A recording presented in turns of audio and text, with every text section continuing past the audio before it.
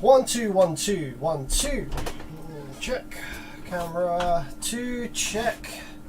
Camera 3, yeah, we're good. In the hood, got that one. Oh, hat cam. Oh yeah, we need the old hat cam up and running, don't we? Swap hats real quick.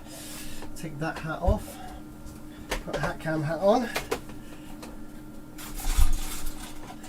Get hat cam wire behind the old head. Infomentary.com. Hey brother, how are you doing lately? I'm good, man. I'm freaking good lately. I'm good in the hood. How are you doing? How has your weekend been, my friend?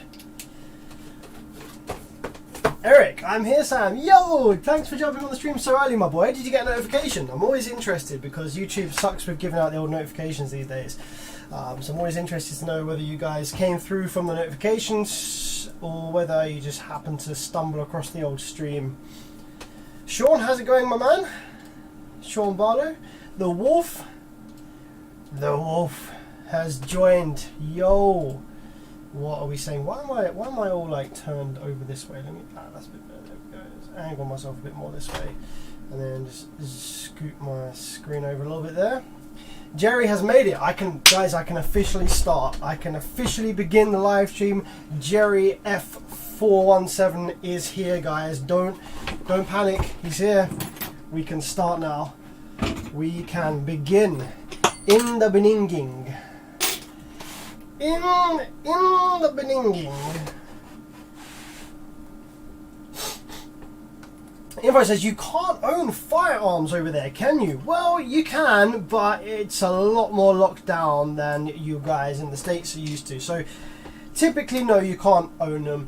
You can get a license, though, to own firearms. I don't know any of the details about it because I couldn't really care less for firearms or whatsoever. But I think you can get a license to own them, but you can't carry, you can't take them in. Like, if you want to take them to a gun club and do, like, shooting, you have to have, like, some mental certificates and stuff all on your person. And it's an absolute mission. You have to have it in, like, a locked case in your car. Yeah, firearms are a bit of a no-ting in the UK, which is good, man. I'm all for that. I'm not a massive firearms fan. I don't give two shits for firearms, but yeah, the general consensus is no, nobody has one. Sam, do you like Elton John? Like some. Holy shit! Oh, I just seen the state of this driver card in this amp. Yeah, Elton John. Yeah, he's done some alright stuff. I wouldn't necessarily say I'm a massive fan. Like, it's kind of a bit old for me. Old music for me. What are we doing today? We're looking at a Phoenix Gold TI2 This is a absolute stinker of a shit amp. This is a piece of junk, my friends. And holy crap, there has been some failure on this. You wait till you see the state of this driver card. In the USA, you can drive at 16, buy a gun at 18, drink at 21. That's fucking backwards, my man. So, right, that's so backwards. That is so stupid. So at 16 years old, you can be in command of this absolute chunk of metal, like 2-ton, 3-ton heap of metal that you can bombard into buildings, into people, into nature. You can cause a shitload of damage with your car. At the age of 16. At 18, you can pull out a gun on someone, but if you want to have a glass of wine with your family at a restaurant, 21, my friend. Fucking stupid, man. It's a live stream. I'm sure it's going to work fine no matter how bad it looks. Jerry knows. He knows exactly how it goes down on the live streams. Yes, my friend, that is the absolute curse of the stream. Every single time we live stream, the amplifiers always work absolutely perfectly fine. I'm actually scratching my head a little bit on this one. How the heck are we going to get this out of the heatsink? And then once it's out of the heatsink, how the heck am I going to get it back in again? I don't think I've ever taken one of these out of the heatsink before, guys. This is... What the fuck? How'd you get this out? Oh, I see. Oh, I see. These end plates, they come off. Okay. Alright then. That makes life a lot easier. Let's get these end plates off.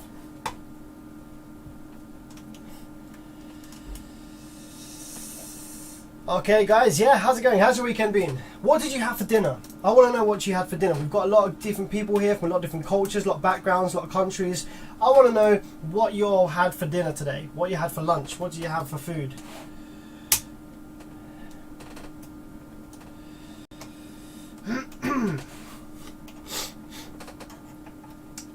I'll start. For dinner, I had...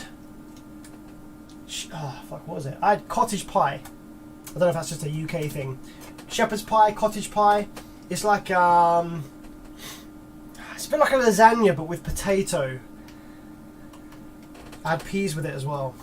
It was good. Enjoyed it. Had fun. Frank says nothing. It's not dinner time yet. All right. What do you have for lunch? What do you have for breakfast? What do you have for snack?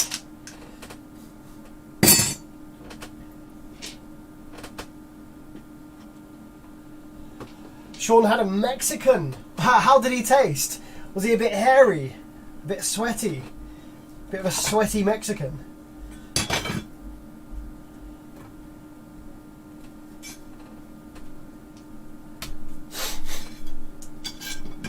Popcorn chicken? Black coffee and toast for breakfast in New Zealand. Black coffee. Black coffee's meant to be pretty good for you, so fair play. I am not massively keen on coffee. I feel like I am energetic enough without the extra caffeine, so the coffee just kind of makes me feel a bit too pumped, and I don't feel too great on the old caffeine. So not a huge fan of, like, I like coffee, like how it tastes and stuff. Like, can't beat a good latte. I'm a bit of a latte man if I have a coffee, but I'm not super all into that caffeine life, you know. Some people, their whole life is caffeine, mate. They are all about that caffeine life. They can't wake up in the morning without a coffee. Is anyone here like that? Does anyone here physically cannot cope and cannot start their day without their coffee in the morning? Like, is that actually a thing? Like, I know that there's a joke about that on the internet and stuff, but is that actually a thing, that people are actually unable to start their day without having a coffee or something? Because I imagine that must be pretty difficult. Like, what if you run out of coffee? Frank says, on a serious note, I would like to ask a couple of questions about some amplifiers. Yeah, sure, man. Fire away, Frank. You're always welcome to ask questions about amplifiers. After all, that is what the channel's about.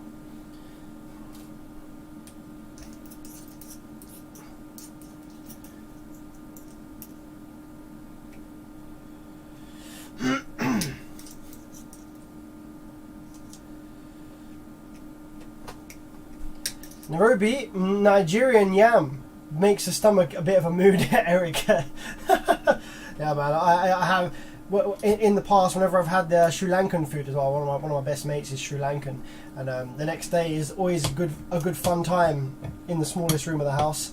Oh fuck! I don't think I can get these clamps off. You know, they are brutal because they have this massively deep line in them. Okay, some of these clamps off here. This amp has failed. This amp has gone down big time. You wait till you see the state of this.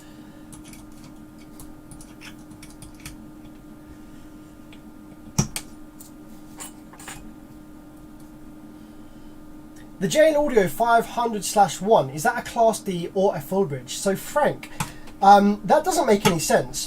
What the question you've just asked is like asking, the Toyota Corolla, is that a diesel or an automatic? Like, the two things that you just asked have no relation to each other whatsoever. You can have a Class D that is a full bridge, and you can have a Class D that is a half bridge, and you can have a full bridge that is Class AB, and you can have a half bridge that's Class AB. The two are not related in any way.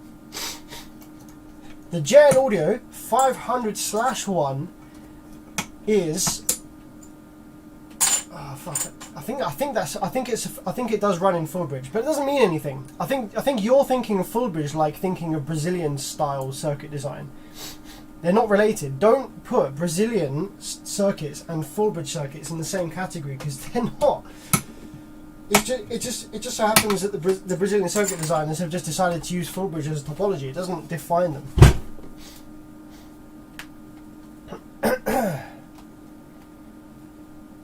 Good evening, Rob. How's it going, man? Tea's the best. Yeah, I've been having cups of tea more recently.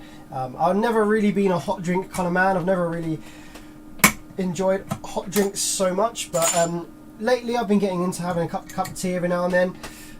And I do love a hot chocolate. I'm a bit of a sweet tooth, me. I do like a hot chocolate, you know. I do like a hot chocolate. Like there's certain hot chocolates that are just better than others and out of this world. This is hard to get this out. Hi Sam, thanks for the new stream. No problem at all, my man. Just thought we'd jump on and check this out. Taloko says I go over 2 pots of coffee a day. See, I couldn't do that, man. I'd be too buzzing, like too much, like unable to kind of get stuff done, just too buzzing. Smoking ribs on green egg for dinner tonight. Cool. 2 Red Bulls into a Rockstar's breakfast. Heck, the buzzing crew. What's up? Hello from Idaho. How do you pronounce that, Rick? Break out the wine. I don't actually have any wine. There is no wine in the house. There's no wine in the house. There's amaretto though, but I don't think I've got anything to mix it with. Right, let's give you guys, now there's a few people here. What's up guys? You all jump on the stream. Thanks for jumping on the stream. There's actually only 32 people here. What the heck? Where is everyone? Is everyone busy on a Sunday? Usually we get up to about 60 people before the sort of like main amp stuff starts. Wow, how can I trick this into coming out? Maybe I can just shove this in there like that maybe, and then wait.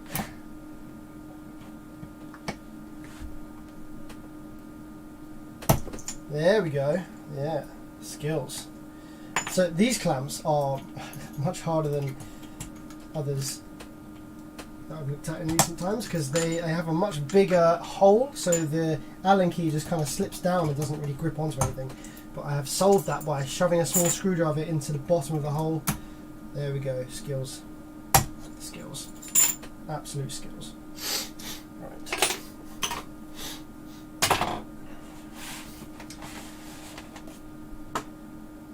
Idaho. That's how you pronounce it. Idaho. Idaho. Is that right? Idaho. Is that how you say it?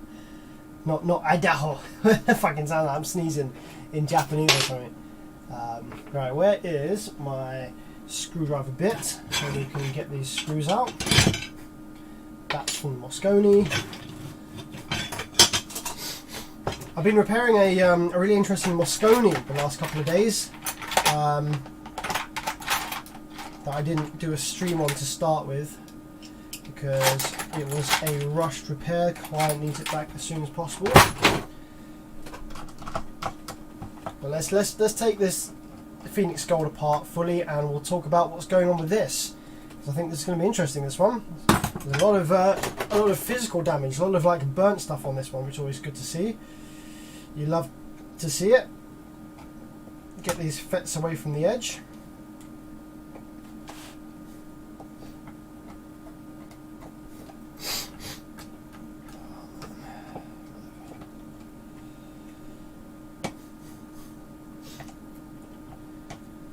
I do believe this one has been in for repair before at some point. Yep, this does look like it has been in for repair before at some point in its life. Because I notice some slight differences in the thermal pads, and I notice this is definitely not factory. All of this gunk on here, that's not factory. I don't believe the driver card will have been upright like this from factory either. Okay, so yeah, this has definitely seen someone's workshop before. I don't know if I recognize it. Problem is I work on so many amps over the years that sometimes I just don't know if I've repaired stuff in the past. Like I've been repairing amps for, I don't know, probably not a stupid amount of time, probably like 5 or 6 years maybe not even that, maybe like 4 years or something. But I repair so many amps that I lose track. Some, you know, I might not necessarily know, but I am starting to maybe recognize the thermal paste on these FETs. So this is remnants of like the really old stuff that I used to use like a long time ago. So I'm thinking maybe this amp's been to myself at one point a long time ago, maybe when I was first out starting to repair.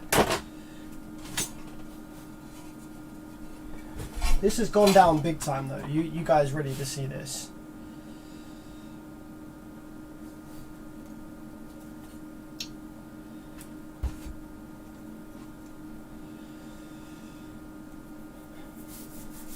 PPI 2400.2 amp worth fixing. Has some sound on the left channel.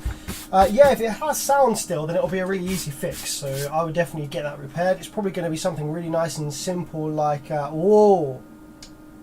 This looks like it's been wired in reverse polarity. Yeah, I would say definitely worth fixing. The fact that you still have audio means that most of the amp is still working. It's just going to be some stupid issue in the preamp circuit preventing audio getting through, perhaps something like that. Old school F55 F100 sup. Naive one, 25 Hz to life. What's going on, guys? More advanced amps are Rockford Fosgate, Kicker JL, or Kenwood. I would say Rockford Fosgate, then no, JL or Rockford both tie first place depending on what model it is. They're both pretty fucking complicated. But I would maybe put Rockford Fosgate a little bit ahead of JL actually. So most complicated, Rockford Fosgate, then JL. Now some Kenwoods are pretty advanced and some Kickers are pretty advanced. So it really they've both made some basic and some advanced circuits. So there's kind of like. What's your opinion on the Sound Digital 3000.1 Nano? Haven't seen it on the bench yet, so I can't really give a true opinion on that one yet because I haven't seen it. Haven't seen the circuit, haven't been able to work on it. So, hey, I have a working amp, but the protection light is on. So the amp works, but the protection light is on? Don't worry about it. Just ignore it. Just enjoy the amp. Did you find your good tweezers yet? I found mine the other day. You know what I did, and now I've lost them again. I was trying to find them earlier today. I was like, damn, where are my freaking tweezers? It does make a world of difference, and I actually broke my other set of tweezers, my like less good set of tweezers. I was trying to widen them out a bit because I needed to grab a really large chip, and I actually snapped them. So I better find my good tweezers pretty quick, otherwise I am a bit screwed. Oh wait, what's in here? Oh no, these are my big fat tweezers. Not really what I'm looking for. I think there's some black ones in here. Could use these for a bit. Yeah, these ones will probably do for some tweezers. Yeah, there's nothing quite like using your good tweezers. Having a good tweezers makes all the difference.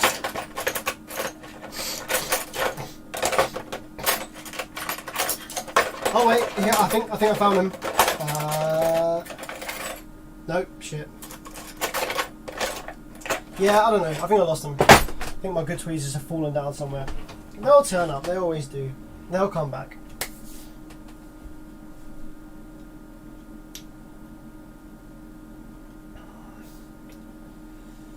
Hi Sam, just realised YouTube subtitles your speech in real time, but it comes with a 6 to 7 seconds delay. I have no idea how it actually works, but I wonder if it really takes that much time to compute. Oh, weird.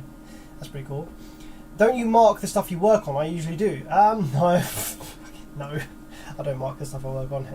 Anybody got time for that? I could start doing it, but this is not something that crosses my mind really. Like, for me, there's only one guy in the UK that repairs amplifiers, and that's me. So, there was other people in the past that have repaired amplifiers that this may have been to. There's been a few, 2 or 3 different guys in the UK that have repaired amps in the past. But now it's only me, so I don't feel like there's a great deal of point marking them. I don't really tend to do that. Is it rude to ask how much it costs a customer for an average repair? So amplifier repairs with me, the cheapest that I generally ever charge is £35, and the most expensive I'll ever generally charge is £500 for like the most biggest complex full rebuild bullshit you've ever seen.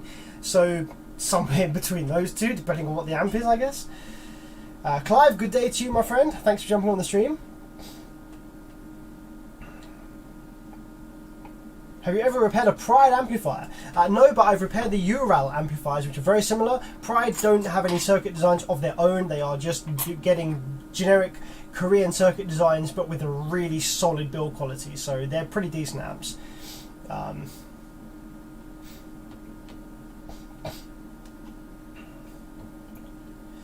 Yeah, I don't really feel like marking the amps. Like, especially if I've done a good repair and then a customer has abused an amplifier, then and maybe got a bunch of vibration damage going on or something like that, then sold it, and then the new owner it's blown within I don't know, a few weeks, and then they open it up and they see my initials and they're like, oh, this guy didn't repair it properly or something. I don't need that bullshit. If the repair that I've done is repaired and it passes my endurance tests and everything like that and it works for the customer, that's fine. I don't need my initials in there to be as something that someone in the distant future can be like, oh, this is I don't need that shit. What do you think about Sound Digital amplifiers? I respect Sound Digital. I love what they're doing. I love that they are designing their own circuits from scratch. I love that they are using modern circuit designs with the full bridge topology. I love that they're using modern components. However, I don't quite think that their circuit design is there yet. It's not anywhere near up there with PowerUs, and I think Taramp's, their new circuit designs are much better than the Sound Digital circuit design at the moment, personally. And do you ever feel burnt out doing repairs or explaining? Nah, the repairs, honestly, the repairs to me still feel like a game. I fucking love it. I really enjoy this stuff. That Rockwood Fosgate 4 channel, the 1000-4 that we've been doing recently, I've been absolutely loving working on that. Absolutely loving getting real deep in there and working out what the hell is going on. Right, let's stop chatting for a bit and let's turn our attention to this. This is a Phoenix Gold, something whatever it is, TI 2000.1. The circuit design that we have in here, we have a generic power supply, just a basic switching power supply. We've got some TO220 package MOSFETs, some 3205s, nice and basic and simple and easy. We have a couple of transformers, so that's cool. We have two transformers in parallel after the filter network. We have our rectifiers here. We have a nice little bank of rail caps, and then we have the output section. The output section consists of two paralleled amplifiers. So this is one amplifier here, two high side FETs, two low side FETs, and another amplifier over here, two high side FETs, two low side FETs that parallel after the inductors. Drive circuit wise, what kind of drive circuit is this? What kind of amplifier are you used to seeing that uses this same drive circuit? So what this is a Hyphonics. Okay, basically this is a Hyphonics, but twice. So this driver card, you may actually recognize this kind of layout of driver card. If you do amplifier repair, you'll recognize this is the kind of basic Maxonics PCB driver card that you usually have to replace the two little 1D transistors on for it to work. It's basically that, but just two of them, because we actually have two output. We have two amplifiers here on the same PCB. So you've got basically they've made a driver card that is that Maxonics drive circuit, but just doubled twice on the same board. So really, this is just a basic generic Chinese bullshit circuit design. They work alright, but there are some design flaws on this driver card. The 1D transistors are far too small, they get ran far too hot, and they work far too hard, and they eventually fail. The output MOSFETs that this amplifier is using, now bear in mind this has been repaired before. You know what, I actually think this one's been to me in the past. This is using 69N25s. Those are some FETs that I used to love using. I used to love putting these in, the sort of 2.5, 3K, 4K amplifiers. Really, really good FETs these. Really easy to drive, really low RDS, really, really high current. Super, super good FETs. So what looks like's happened on this board then is that the drive circuit has had the standard failure that these have, where the 1D transistors just get massively overworked. We've got this transistor here that's absolutely blown to smithereens, and that has burnt and failed, and that has taken out the output MOSFETs on this side. You can see here, wow, boom, that has absolutely cooked up the output MOSFETs on this half of the amplifier over here. Yeah, just standard failure mode really for these kind of circuits. I don't remember ever repairing this amplifier, so I feel like this must be maybe 3 or 4 years ago that I repaired this. So yeah, it's done pretty well, and like I say, this is a general failure mode for these type of boards. There's not really a lot you can do about it. You could maybe add a heatsink to this driver card that might help it out, but yeah, not apart from that, not really much you can do. It's going to fail eventually.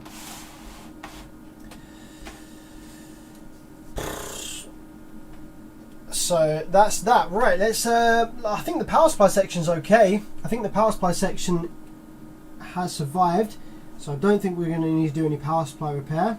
I'm just checking from the power supply FETs to make sure that there's no vibration damage. A couple of them feel a little bit wobbly, but I think they're just long-legged 220 package FETs. So first thing I'm going to do is I'm just going to snap off the 4 FETs on this side, because these are definitely toast, and we're never going to be using these again.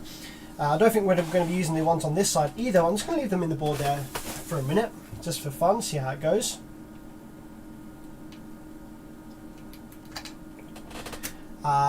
Christian D. Chateau says, I swear the transformers didn't have the glue to hold them in place because you commented on them being loose. It's possible. Like, I don't think, right, I think you're referencing and remembering a video that I did on YouTube called, like, Have Phoenix Gold Gone to Shit? This is a similar circuit to the one in that video, but I don't think it is the one in that video. Might be. Can't remember. Because I compared it to a Lanzar Vibe and said it was the same circuit. I don't think the Lanzar Vibe has this same circuit, but it might be. It might even be the same one. That's how old the repair might be. I don't know, what year did I do that video? That's how old this repair is now, I guess. If it is that same one. It may very well be that same one. Right, let's take the multimeter. Let's just see whether we have any shorts on this half of the amplifier over here. Oh man, I replaced the battery in my multimeter and it's so much louder now. It's so good. Yeah, so okay, we do have shorts over on this side, so this FET is toast. This FET is toast. Just one FET over on this side of the board. So yeah, I think it's time that we sent all these to the grave anyway. These are well used now, so let's get rid of all of these 6925s. Thanks guys, you worked well, you did your job, you gave someone years and years of bass. So that's all good. Well done. Congratulations there. Okay, let's get some of the soot off of the board because we have a very sooty situation going on over here. Where is my isopropyl alcohol? Let's give that a little clean up. Oh shit, I've run out of isopropyl. Oh crap, where is...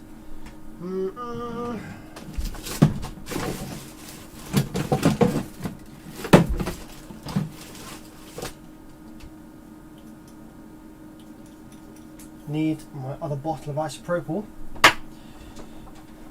One sec.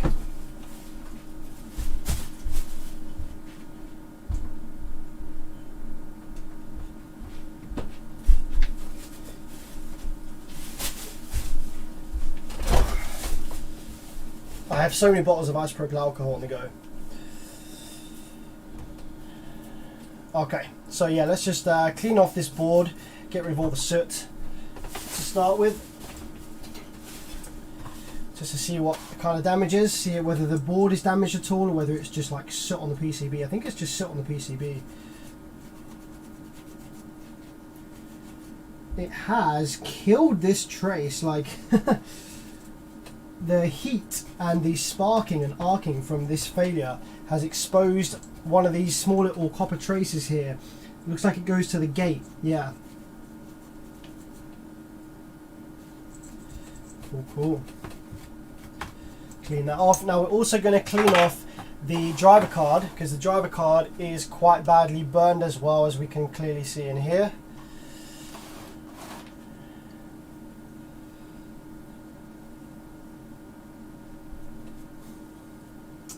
So let's just take a visual inspection. There's a bunch of stuff. So yeah, this transistor clearly has failed.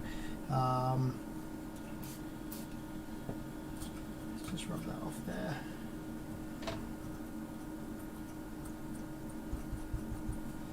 And let's get the old toothbrush to finish the job. Okay.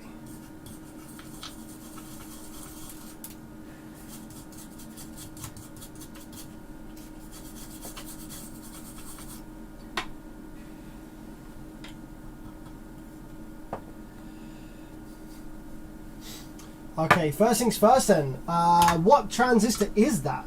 Because it is completely defaced and disappeared. I believe it's probably a 1D, but we can take a look at the mirror version of the driver card over on the other side just to confirm, see whether these are both 1Ds over here. We have 1D and 2D, 2D, and is that a 1D?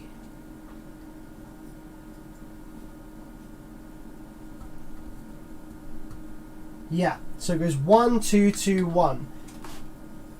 1, 2, 2, 1.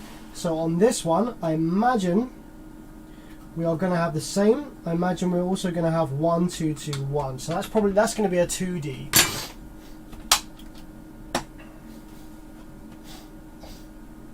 Did the amp catch on fire? I mean, if you had been watching this board as it went up, there definitely would have been some flames. Just some small flames. There would have been like a small little fire on here, and there would have been definitely a bit of fire on here. So yeah, it would have looked like the amp was on fire a little bit. Yeah, definitely.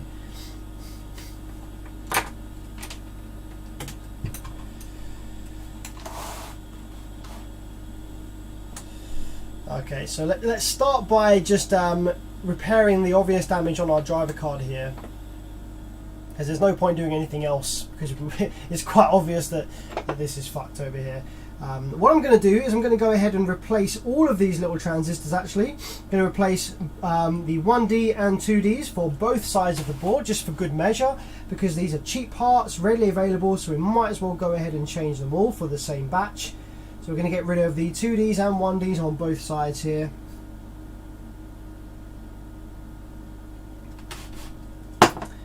So let's grab some tweezers.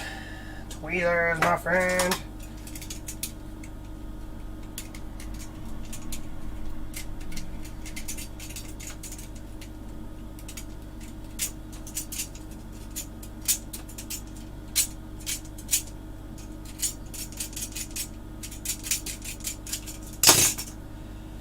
Let's get these cooked up and removed.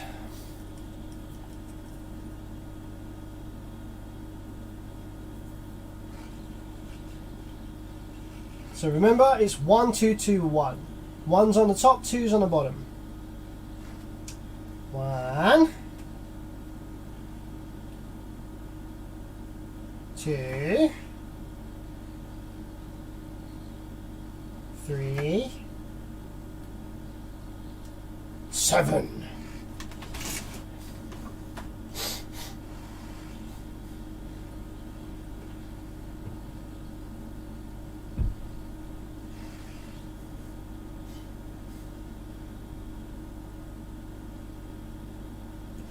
So once these parts are replaced, what I'm going to go ahead and do is power the board up and see what the drive waves look like, see what we're missing with it powered up after replacing these parts.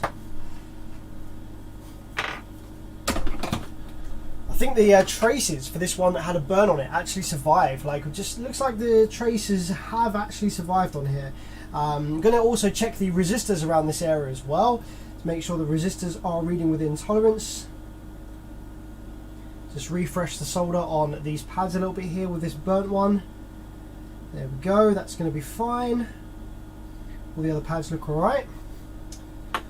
Okay, so let's take our multimeter and let's have a look and check some of the resistor values around here. So we've got some 0 ohm resistors. These are just like some little fuses. Just want to make sure these are all good. Okay, good stuff. Now we have this one here which says 5.1, I think that is. Is that 5.1? Let's have a look on the other side of the board. On the other side of the board we have 511, 511, that's a 510 ohm. 152, so you've got 152 and a 115 on this side. Over here, I think, is that supposed to be a 511. So we want to make sure that that is actually 510 ohms still. So let's go on this side of the board. Let's check that. So we've got 506, yeah, close enough. Let's go over here. Let's check whether this is still within tolerance. Okay, that actually reads, I think that's open. So I think that resistor is fucked. Let's go ahead and turn the multimeter up a little bit. Yeah, that's completely open. 510 ohms, that's such a random, that's such a specific resistor. I don't even know if I have any of those. I might have on a spare driver card that I can steal. And then the 512, that should be 1500. 1.4, yeah, that's, let's turn the multimeter down a little bit more sensitive. Yeah, 1480, that's correct. That's correct, that's the same as the other side. 1480, yeah, that's correct. So yeah, this one is definitely open. Let's check some of these other resistors around here. We've got 471, so that should be 470. There we go, that's about right. 471 there as well, should be 470. Yeah, that's good. That one should be a 47, that's correct. That should be a 220, that's correct. That should be a 5. Yeah, that's correct. That should be a 1K, that's correct. That should be a 15. Yeah, so all the other resistors around here are within tolerance. So it's just that 510 ohm that is dead there. So let's go ahead and take that out of the board. We're going to need to replace that one. Now, I hope I've got a spare of that. 510 is such a weird resistance. We've got a few spare donor boards here, actually, which we can take a quick look at and see whether we can find a 510. I'm just going to glance over real quick, just in case any of these have a 510 on them. Like, the chances of that are pretty low, not going to lie. It's quite a specific resistance. It's obviously like setting some specific voltage or current across the drive circuit there. The chances of another amp having a 510 are pretty low, but it's worth just scanning my eye over these donor boards that I've got down by my side just to see whether there happens to be one. 511.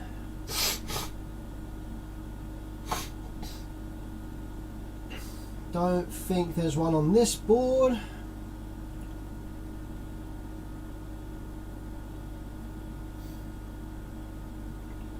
I think the highest chance of me finding one without having to order one is going to be from a spare donor driver card that I've actually got. I've got one of these driver cards, like a smaller version of it, like a single version of it, in the spare donor cards pile. So it might have to be from there. 510. Oh, we've got a 51. Oh, we've got a 5100. That's close, but one too many zeros. Okay. Close, but not quite. Any others around here? No.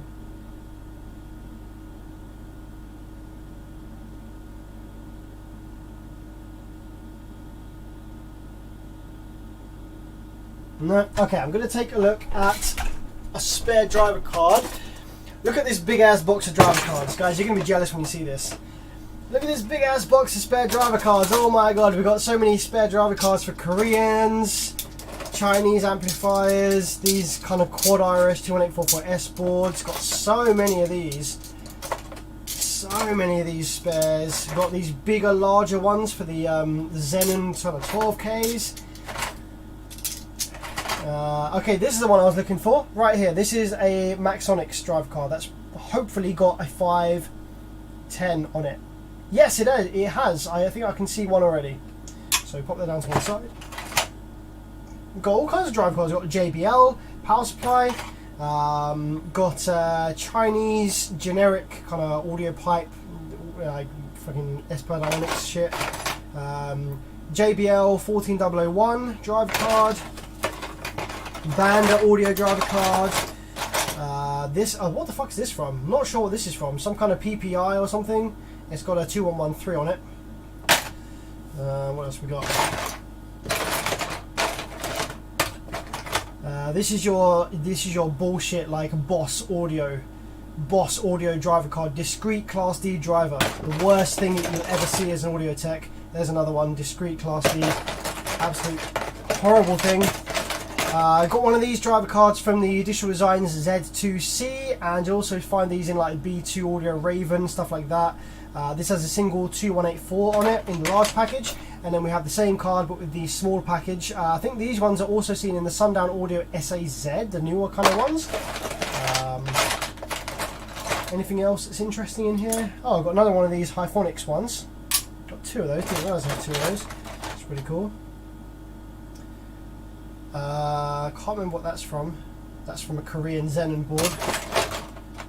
That is from a really old amp. That's from like an old JBL 1200 2 ohm.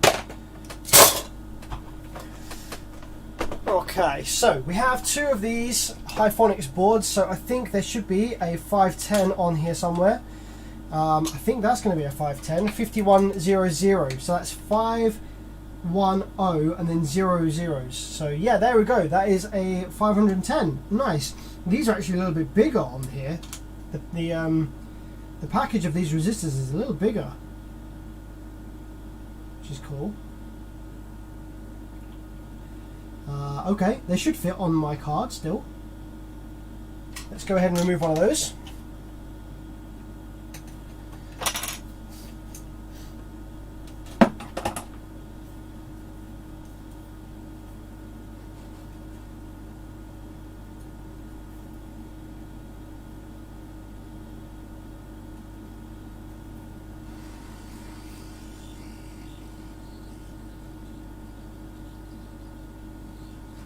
Okay, cool. So let's get some fresh solder on those pads of this one, drop that in place.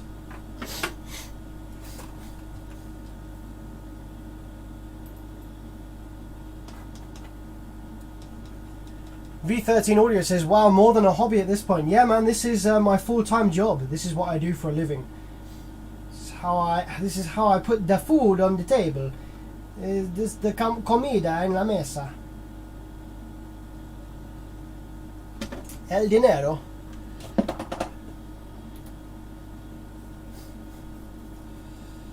I could piggyback 2 times 1Ks. That's not a bad idea. Like, yeah, 10 ohms here or there shouldn't make a vast difference to the circuit.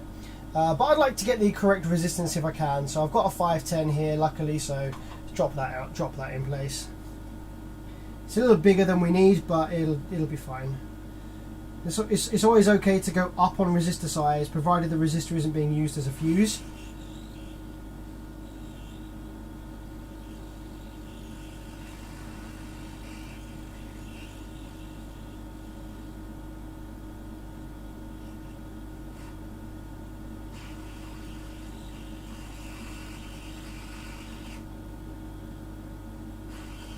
I'm trying to get it slightly floating. I don't want it pushed down on the board completely, but we might have to.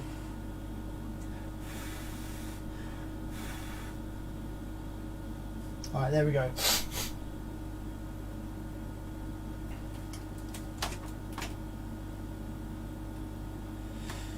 Okay, so there's our 510 replaced. Now we just need to fit some 1D and 2Ds.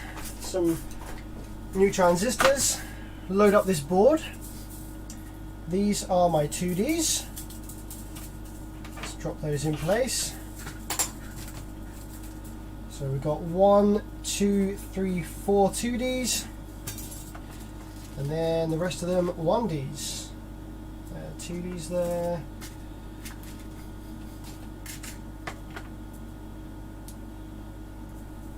And 1, 2, 3, 4. There's the 4 2Ds. Holy shit, thanks 13BTRX for the 20 bucks. Fucking hell, man. That is, you are a legend. Thank you so much for the 20. Just because, man, well, I don't know what to say. Thank you so much, man. Completely unnecessary and unexpected. Thanks very much. If there's anything I can do for you, man, give me a shout. That's a lot of money. There's a lot of money for some dickhead on the internet with a soldering iron. Really appreciate that, man. Thanks.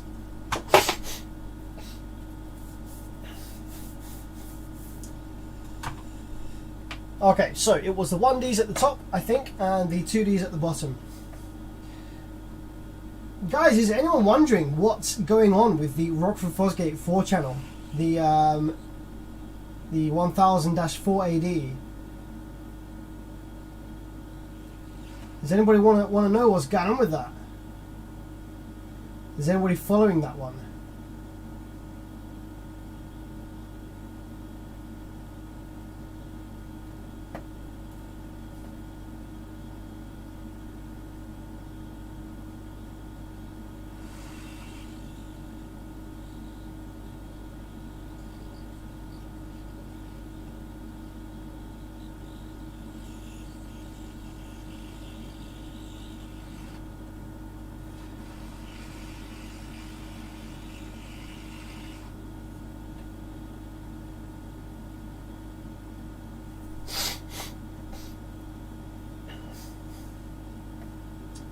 Alright, there's one 1D.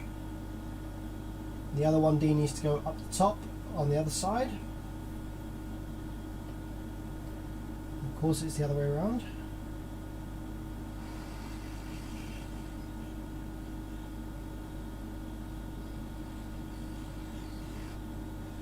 Okay, and the two 2Ds go underneath.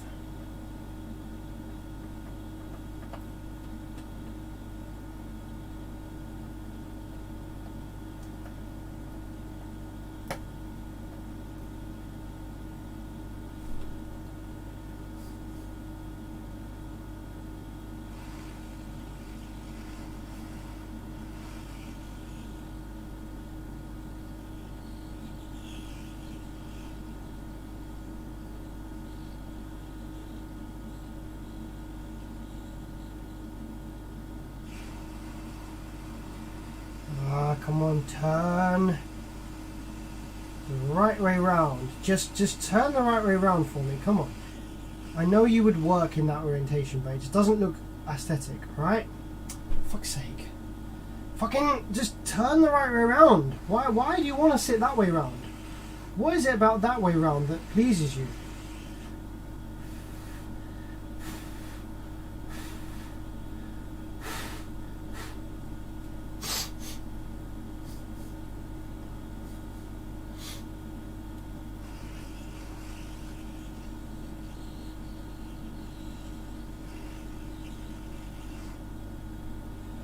Okay, so that's that side now with the new transistors.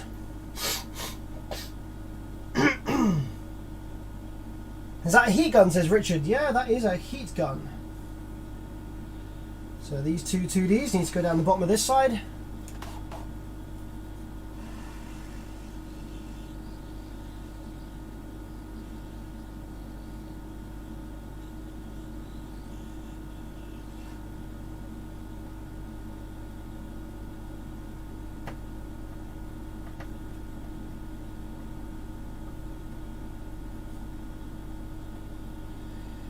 These parts are so small, trying to get them oriented is not easy.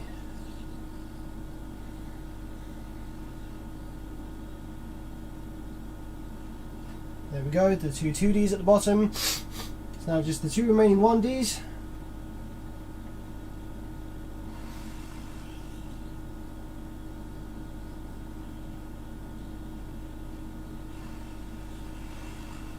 We are nice, and last but not least, the 1D up this top corner.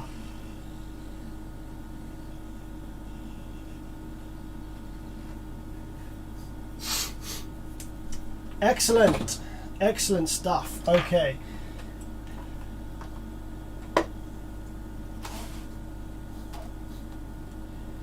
Just going to reflow the solder joints on this one because I wasn't too keen with how they ended up soldering with the hot air gun. It really didn't want to sit in place nicely, so just going to reflow these with the iron real quick. There we go, that's a bit nicer.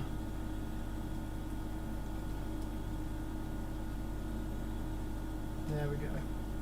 Yeah, it's just a little nicer. The others are all good.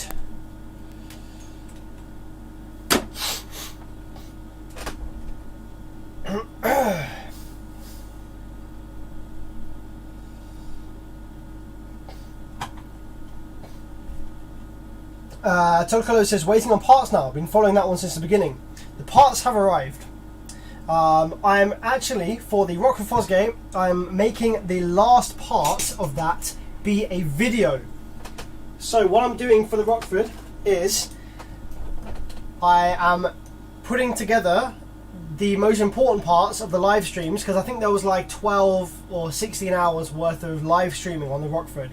So I'm condensing that into like maybe 12-15 minutes worth of the important bits, doing a voiceover, and then I'm doing a video of when the parts arrive until the end, if there is ever an end.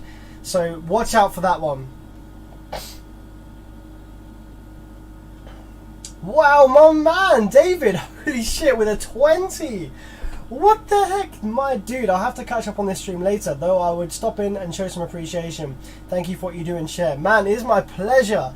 This is all fun and games for me. I really am so happy that you feel you enjoy this enough to want to drop a 20 to some dickhead on the internet with a soldering iron. Thank you so much, David. That is amazing. I really appreciate that. Thanks for dropping in, and yeah, hopefully, yeah, this will be up on the channel for you to watch later if you want to catch up and watch the rest of it. Hey Sam, haven't been on a live stream in a while. Hi Matt Macy, I haven't seen you on a stream in a while, man. Thanks for jumping on. Really cool to see it. It's a 2K, yeah, it's TI 2000.1, not T12000.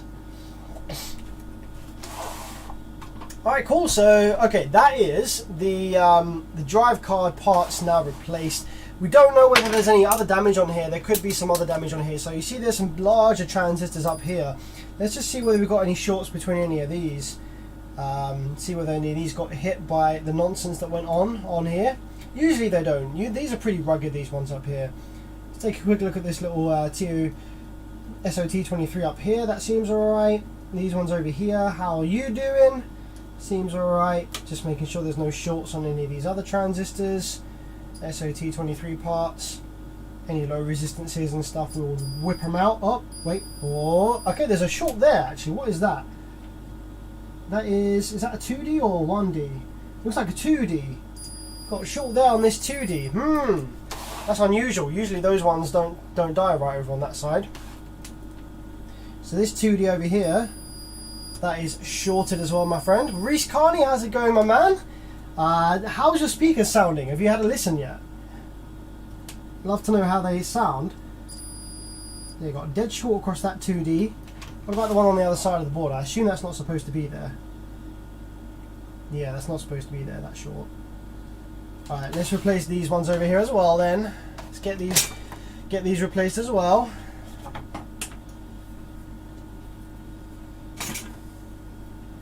So what have we got? We've got a 2D there and a 1D down at the bottom there. So 2D's on top, 1D at the bottom.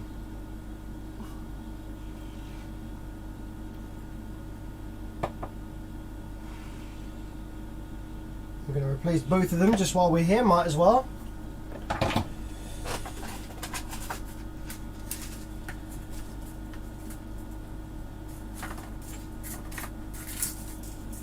So while 1D is, that's a 2D there, and a 1D, there it is. So the 2D's on top and the 1D's at the bottom. Bit of flux. Gotta love that flux, man. This is the best flux I've ever used in my life, I swear.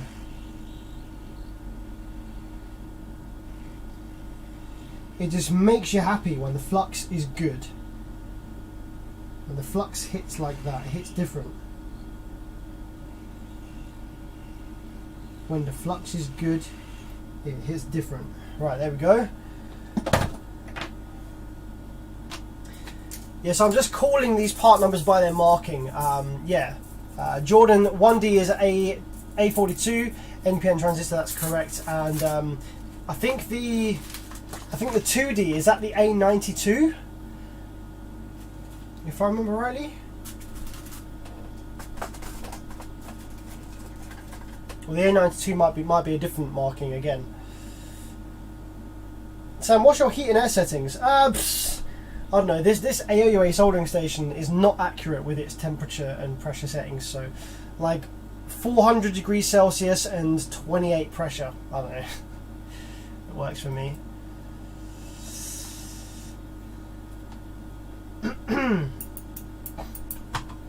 Okay, so that should hopefully have got rid of that short now. Oh fuck, it's still there. So that's not the part that's shorted then. The 2D wasn't shorted. Maybe this capacitor is shorted. Oh shit. Something else is shorted then, not this transistor. For fuck's sake. Is it this capacitor? This is turning into be a bit more involved than I had thought on this driver card.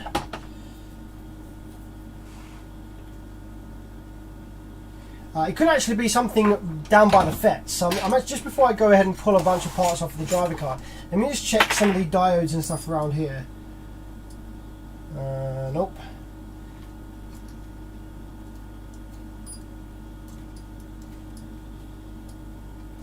Okay, no, so maybe it is that capacitor then, what the heck?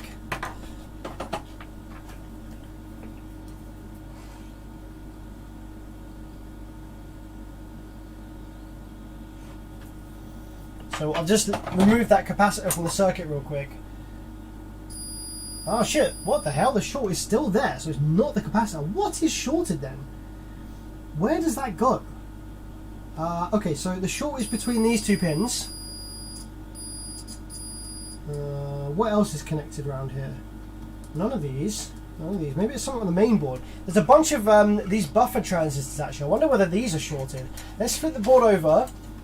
Let's go ahead and read some resistances on these buffer transistors. Maybe, here we go. These are dead, aren't they? 41 ohms, 90. Yeah, these are toasted. Okay, that's a bit unusual. Don't usually see these buffers to be toasted. So we got 101, 90, 30. So it looks like we've got two there. These that are toasted. Actually, this is fucked as well. Okay, so there's these buffers that are fucked. All right then. Now, what are these? We've got a C4793, A1837. All right, so it goes CACA. I'm just going to note that down. CACA. All right then, let's remove these. It's a bit less common to see these dead. Usually the buffers, these final buffers generally survive. So all right, let me put that capacitor back on the board before I forget about it. And then we can turn my hot air gun off, because I imagine we're probably done with the hot air gun now.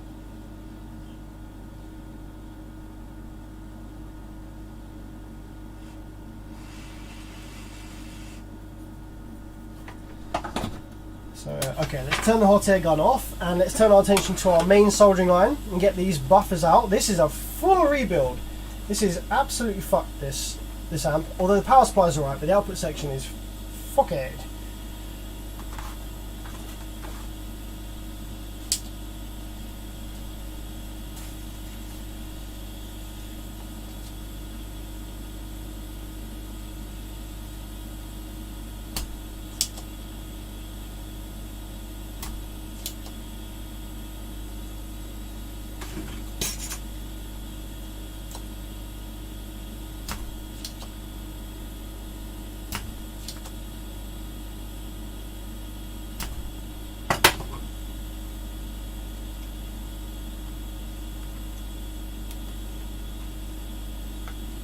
Right, that's one.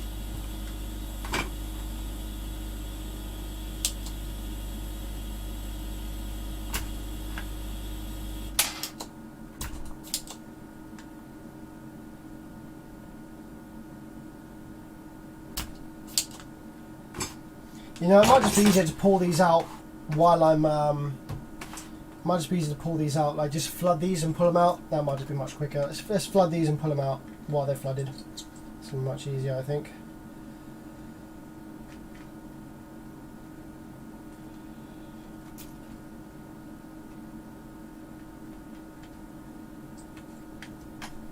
Oh, hot, hot, hot, hot, hot, hot, hot, hot, hot, hot.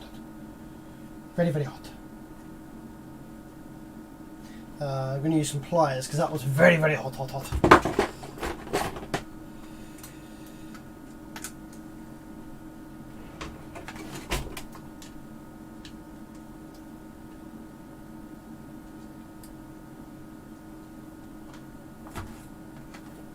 Helps if I grab the right one.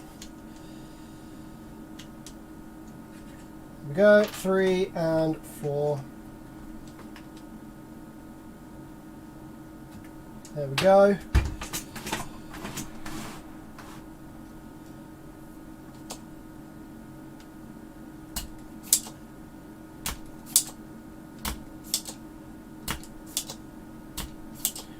I feel like these final buffers are a little bit oversized. I don't think these need to be quite as big as that. We could probably get away with using some BD 137 and 138s, for example. Because we've not got a lot of voltage drop across these drivers, I don't think.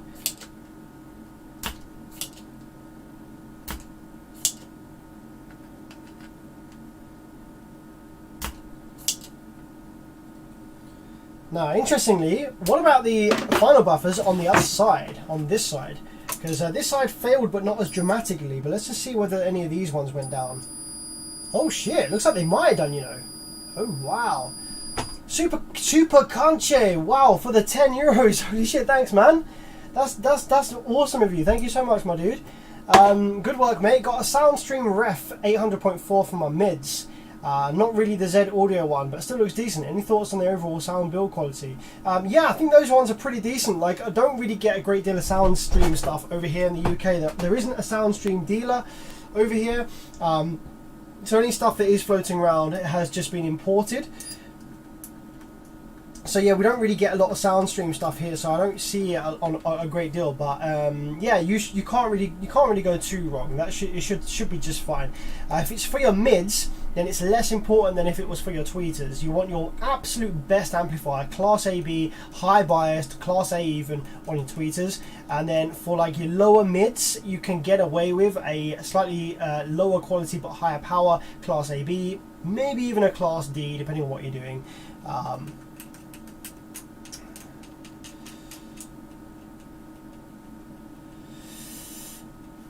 Beverage, if you had a 2 ohm stable amplifier and a dual 2 ohm sub and you got a lot of box rise, can you wire this up to 1 ohm without damaging the amp?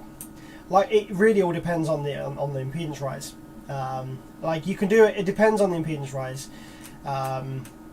If your box is large and if the subwoofer has a nice strong motor, then you might get away with it, but the amp might run kind of hot because even if you have high impedance rise, that rise only fully builds by like the second or third cycle of the sine wave. For like the first part of the sine wave, the very first part, that transient, that very first part of the sine wave, there's basically no impedance rise. So if you've got a lot of transients going on and a lot of kind of kicky stuff, then the amp will be stressed anyway, even if you've got high rise. So yeah, just a quick check then on the board. Now we've removed those final drive buffers, the short has disappeared. No more short, no more low resistance. Now if we take a look on the other side of the board, looks like we do actually have some damage to these final drive buffers over on this side as well. Just the one there on that side, got one there. One there, yeah, so these are all toasted as well. Shit. Okay. Now the orientation of these ones over on this side is... Oh, I actually removed the wrong ones. Shit, what are we saying, boys? I removed the wrong ones. I'll tell you what I did. I meant to remove these ones. Because I flipped the board over, that was then the low location, and I should have removed these ones. Fuck's sake. Fuck's sake. I guess we're replacing all of them now anyway. So yeah, fuck's sake. Okay. Let's remove the right ones then now. I guess we're replacing all of them anyway. It's fine. Like, it's good to have to just replace all of these anyway. If we're going to replace 4 of them with like a different type of transistor, yeah, I guess it's good practice to replace all of them with the same type of transistor anyway. I'm just kind of vibing this evening, you know. This evening I'm just kind of vibing. I'm just kind of feeling good, and I'm paying a lot of attention to the live chat, and I'm just kind of trying to speed through this a little bit. So a couple of mistakes are being made.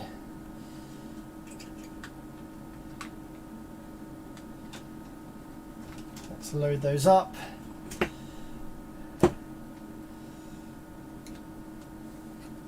Wow, one of them fell out already. One of them fell out without me even having to pull it. Maybe they'll all fall out. Maybe I just need to hold this holding on there. Yeah, they just fall out. I don't even need to tug on them. They just fall out. 1, 2, 3, 4. So they should all be out now, I think. Are they all out? Yeah, they're all out. Didn't even have to pull. Just flood them up and let them drop.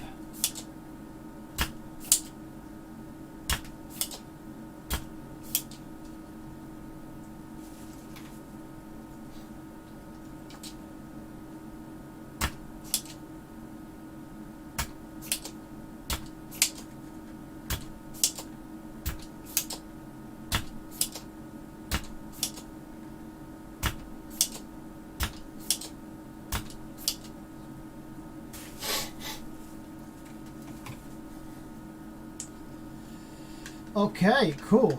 So that's looking all right now. Let's give it a little bit of an isopropyl clean, just to kind of get that a little bit cleaned up. Got a lot of flux on there now. Get the toothbrush out.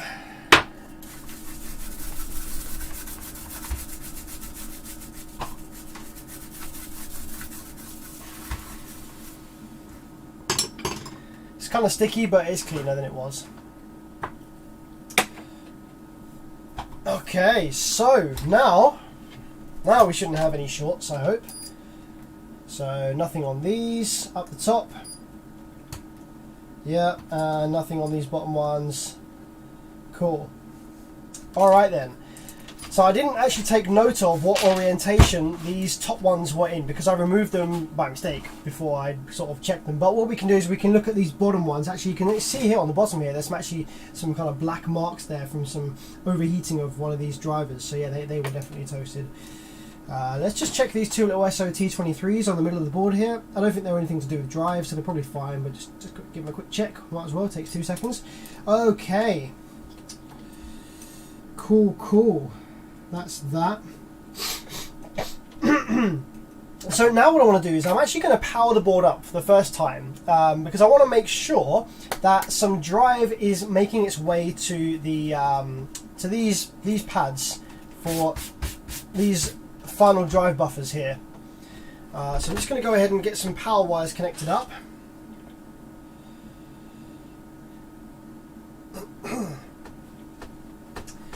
Let's see about getting some power wires hooked up on this. We are over here, this way around. Phoenix Gold, yes my man. Phoenix Gold TI 2000.1. The name of the amp is just down here. See there on the screen? That's the current amp we're working on.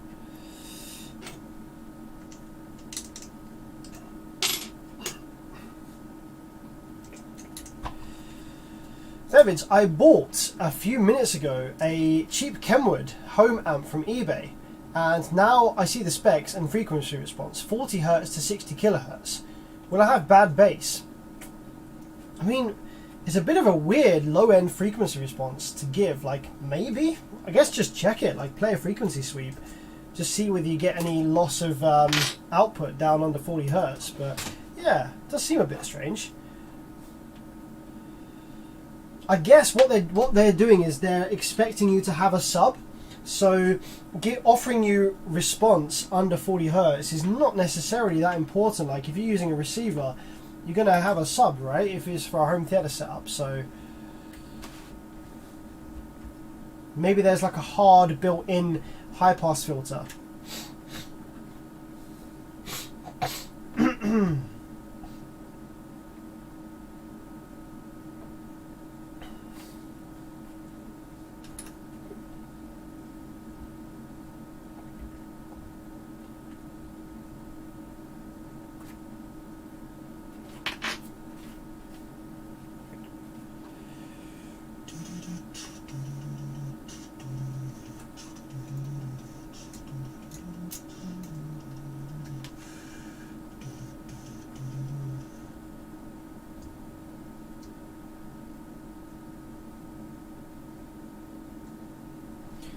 Assaulted Rubbish says, all my searching, I can't find caps that are short enough to fit in the thin chassis. Most are a few millimeters too tall.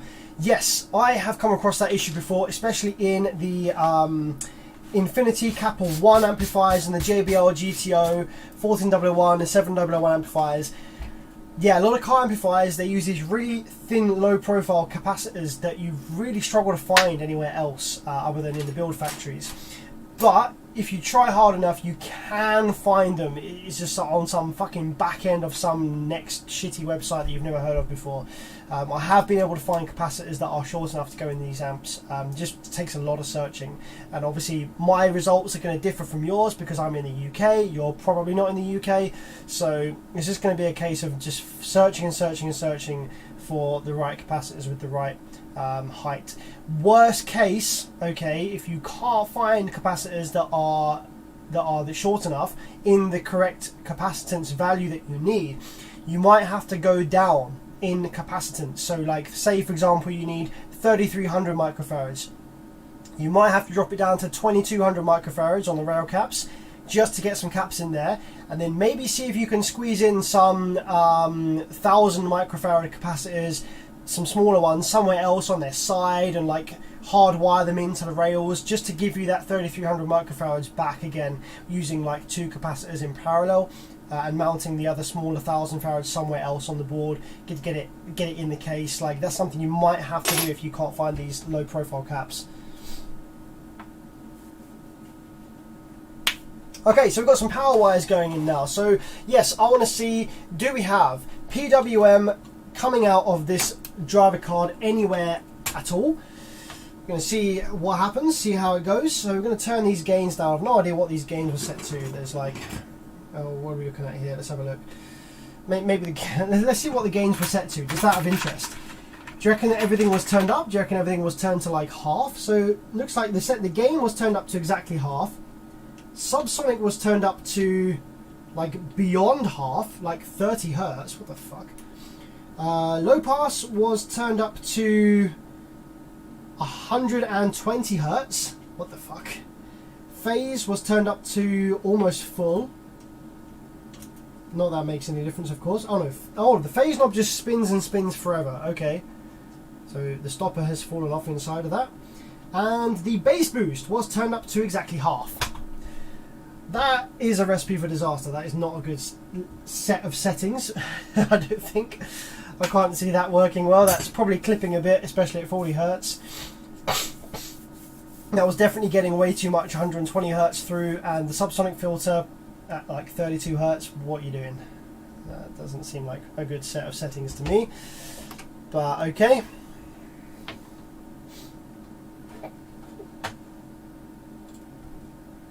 Sam, where are your T-lines? I've got 2 T-lines in the Proton on the doors. Sound great. I think that's the only T-lines I've got at the minute, actually.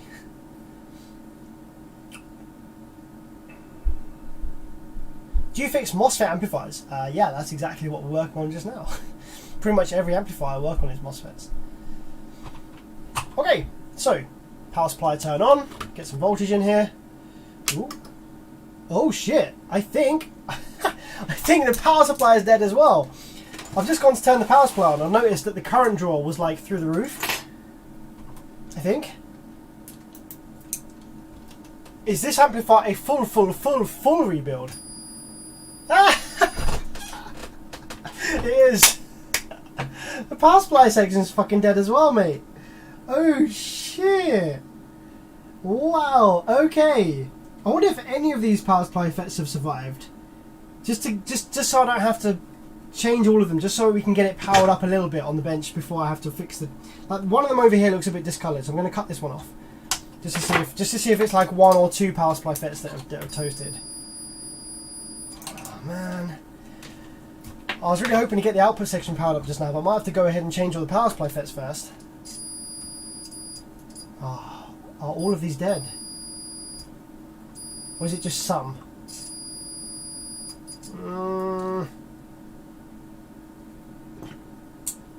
This one that I cut off, is it shorted? Yeah, it is. Oh my god, I think the whole fucking power supply is dead as well, bruv. Oh my gosh. Yeah, all of these are shorted. Oh my gosh, right, okay guys. It's a full rebuild, a full rebuild. Everything's dead, everything is dead. Power supply FETs. I imagine the power supply drivers are probably okay. Oh no, they're not. They're not. Even the power supply drivers are not okay. Power supply drivers are in here, in the middle.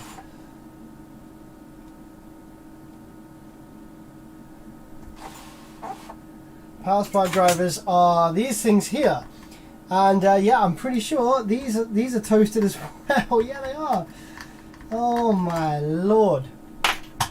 This amp is fucking toast, man. I'm wondering whether the customer wants to even bother getting this repaired. This is going to be expensive. Yeah. We're going to repair it anyway, because why not? It's entertaining for the stream, and like I like repairing shit. And if the customer doesn't want to repair this, then I will offer him some cheapo lowball price for this amplifier in its current state of completely dead. and then I will buy it off him, repair it, and sell it on. I'm not, unless maybe he wants to pay for the repair. Who knows? Maybe the guy wants to pay for the repair. We'll see, but it's gonna freaking cost a fair amount on this one. Maybe more than the amp is worth.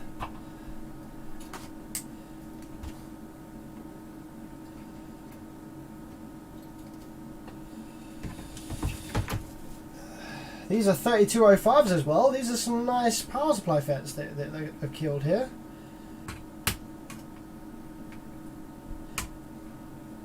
Just for the record, this amplifier doesn't need 3205s. 3205s are kind of overkill in this board. It doesn't need 3205s. Is it nice that they're there? Yeah, sure. It's cool, but it doesn't need them. It's not going to make any difference if we use something like 65 NF06. It's going to be exactly the same. Because it's just so happens to be what I have in stock as well. I think I do have some 3205s in stock, but with the silicon shortage worldwide, they have got pretty expensive. And they're not as available as they have been. And I've got absolute bucket loads of 65 NF06, so we're going to use those.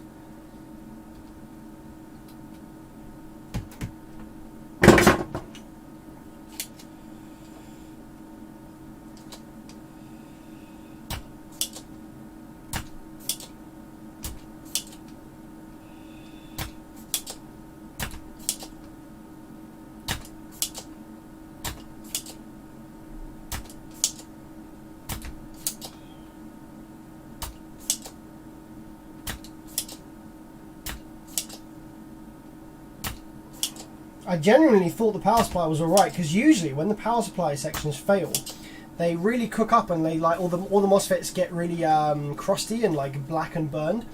I'm guessing this guy had a fuse fitted, because when the power supply failed, the fuse would have failed, which prevented like all of the MOSFETs from just cooking up on the 12 volts. Hence why they didn't look too bad, like visually.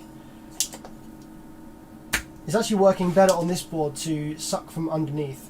Usually I just suck from the top because it's quicker, but on this board it's making a bit of mess sucking from the top, so we're going to go from underneath. It's working out a lot cleaner and easier.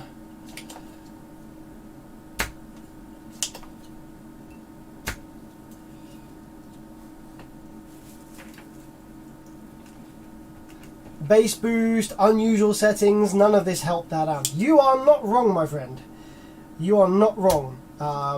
Yeah, at the end of the day, unless there's some very obvious cause of failure, like vibration damage, if there's some MOSFET legs that are snapped, or if there is like some bit of copper wire straddling one of the MOSFET legs, or if the customer said, oh yeah, you know what, I shorted the speaker terminals, unless there's some absolute dead obvious cause of failure, like something obvious, then you're never really going to know what caused the amp to fail.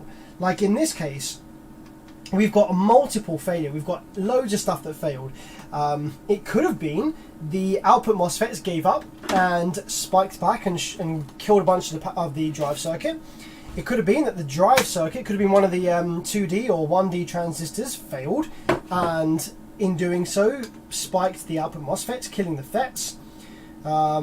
It could have been either of those that happened. It could have been user error. It could have been that the amplifier was clipping for days and killed the MOSFETs because of that. Like, at the end of the day, when you got repairing like this, you don't really know for certain what the actual sole cause of failure was, because it could have gone one of either way. There's no true real way of knowing. And that's one of the reasons as well I do warranty repairs for a few brands over here in the UK.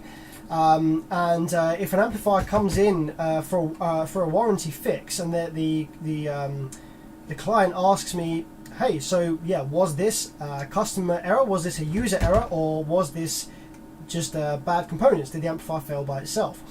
And unless I have absolute solid evidence of user error, so vibration damage, maybe there's some marks from arcing on the speaker terminals where like the guys wired it up and like sparked a wire on the case, or whether the guys wired the amp up backwards and the reverse polarity diodes are blown or something. Unless there's some actual physical hard evidence of user error, then it's always going to be a manufacturing error. Like if the output MOSFETs are shorted and there's no underlying reason why, then I've got to assume that the amplifier just failed by itself. I can't blame the customer if there's no hard evidence for his wrongdoing. Innocent until proven guilty is how it goes with the warranty repairs like that. And another thing as well, at the end of the day, right, these amplifiers, okay, they're all sold under the pretense that they've got short circuit protection, overload protection, overheat protection. They are sold with all of these protection circuits, and that's part of how they're sold. You know, you look at the specs of this amplifier, it does X amount of watts at whatever ohms. It's got over voltage protection, under voltage protection, it's got over current protection, it's got DC offset protection, it's got speaker short protection, etc. So if the user does short the speaker terminals, or if the user does run the amp down to 9 volts, or if the user does get the amplifier really, really cooking hot in a hot day, or wire the speaker load too low, if the amplifier's got that protection built in and it's being sold with that protection, then if the amplifier fails, is that not a warranty issue? Yes, the user did do something wrong, but it is sold with that protection there. So I don't know how I feel about that. Like, I think that obviously you can't offer warranty on everything. Like, if the user screws up, it's the user's fault, then, you know, he's going to pay for that, she's going to pay for that. But if these amps are sold with all these protections, like, they're not sold like, the protection's here, it might work, but it might not work, you know. It's kind of sold with that protection being in place as if it's going to save the amplifier from failure. And it never does. Like, it does sometimes, but it very rarely does. Wow, my dude! P4L Innovation. Thanks so much for the 20 bucks. Thanks for the help with that MB Quart 2K. No problem at all, man. Absolutely happy to help anytime I can. That's a lot of money. Thank you so much, dude, for the 20. That's really, really kind of you, my friend. So like I said, it's hard to pinpoint failures, especially when the customer doesn't want to admit they abused it or wired it wrong. Exactly. Like, a lot of the time, the customer will never admit when they did it wrong.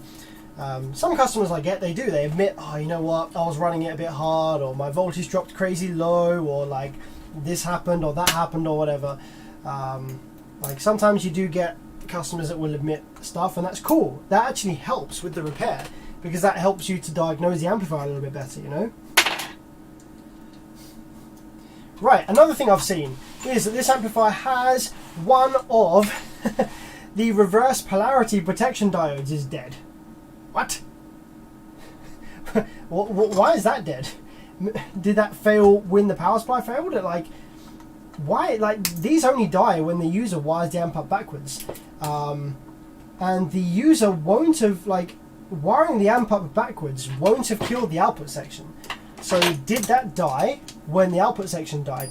Or is it actually possible that this reverse polarity protection diode failed a long time ago when somebody did actually wire the amp backwards? They wired it backwards and they heard a pop and they were like, oh fuck, what? And they looked and they're like, oh shit, you know what, my wires are backwards, oh my god. And they then wired it the correct way, and this reverse polarity protection diode has actually done its job and has sacrificed itself, sending all of the current through it instead of the MOSFETs, and therefore protecting and saving the amplifier from failure. And the user has just wired it up the correct way and carried on with his day. So it's possible that happened, and that's just been sitting in there the whole time. We do still have a short across this one though.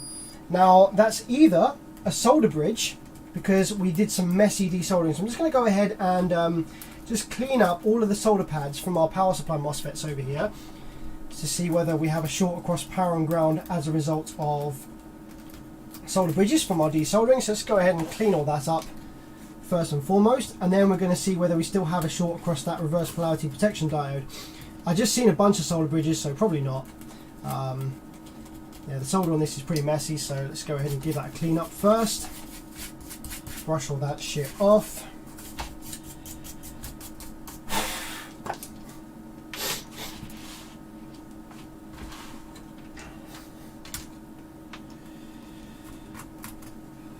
Make sure there's no soldered ridges on the back side of the PCB as well. Bad Joe Jonathan says, you're correct, but all of those protections come at the expense of sound quality. Can you explain what you mean by that? I'm not sure how the protection circuits will affect the sound quality. They don't form part of the audio circuit in any way. They just kind of sit there monitoring the whole time. Perhaps you mean that by implementing those protection circuits, less money is spent on the development of the amplifier circuit. Therefore, the SQ suffers as a result because less time and money is spent developing the amplifier section and more time and money is spent developing the protection circuit. But I can't see the protection circuit in itself affecting the sound of the amplifier in any way. It's just a separate circuit. Doesn't affect the sound whatsoever that I'm aware of. Okay, so now that's cleaned off a little bit, let's just see whether we still have a short across this protection diode. Nope. See, now we're charging the caps. So yeah, this diode, this reverse polarity protection diode, is a-okay, I believe. Let's go ahead and let's power the amplifier up. Get some power into the board now. So we can turn the power supply on. Okay, 4 volts. Let's go up to, I think that we know for a fact. I think we know for a fact that these drive transistors are toast, aren't they? So let's go ahead and replace those first. We've got 51 ohm gate resistors, which is a bit of a weird number, but okay. There it is. Yeah, these are the drive transistors. These affect. So let's go ahead and replace these as well. They are 2Ts. 2T. These are the PNPs. The 2T are the PNPs. The 2X are the NPNs. Usually the NPNs don't die, but we might as well replace them anyway, seeing as we're here and we're replacing them. So 2X on the left, 2T on the right.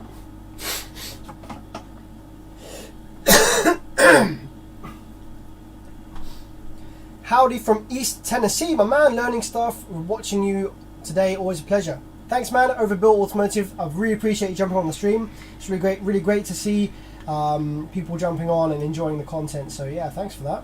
Hope you're having a good time.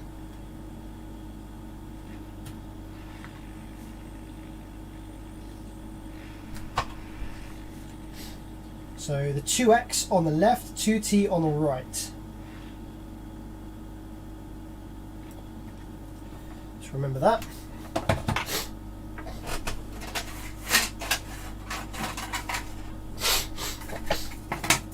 So here's my replacement to these are 2X or the 2Ts, can't quite see the marking. These are my 2Ts. Okay, so these need to be on the right. 1, 2.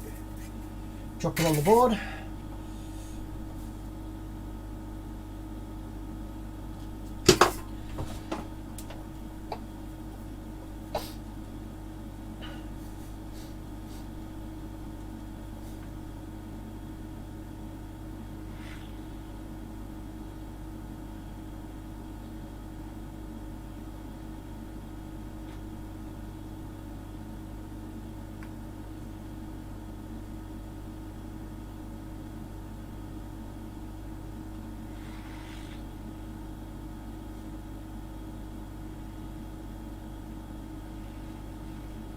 Okay, there's our 2Ts replaced. Now we just need the 2Xs.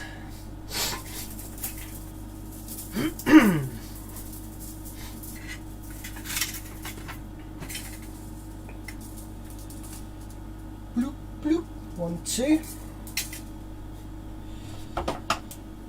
I find this really therapeutic, man.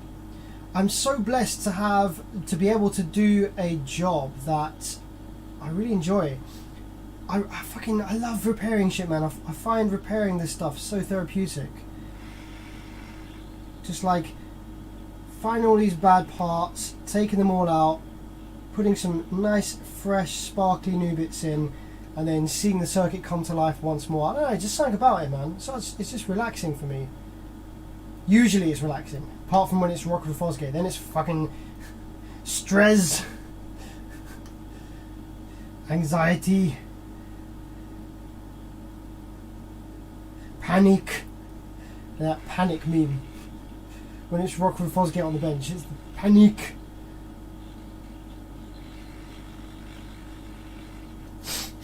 Alright, that's the drive transistors replaced. So now let's wait for that to cool down, put my transistors back in their drawers. Over here. I need like a, need a drink or something. Okay.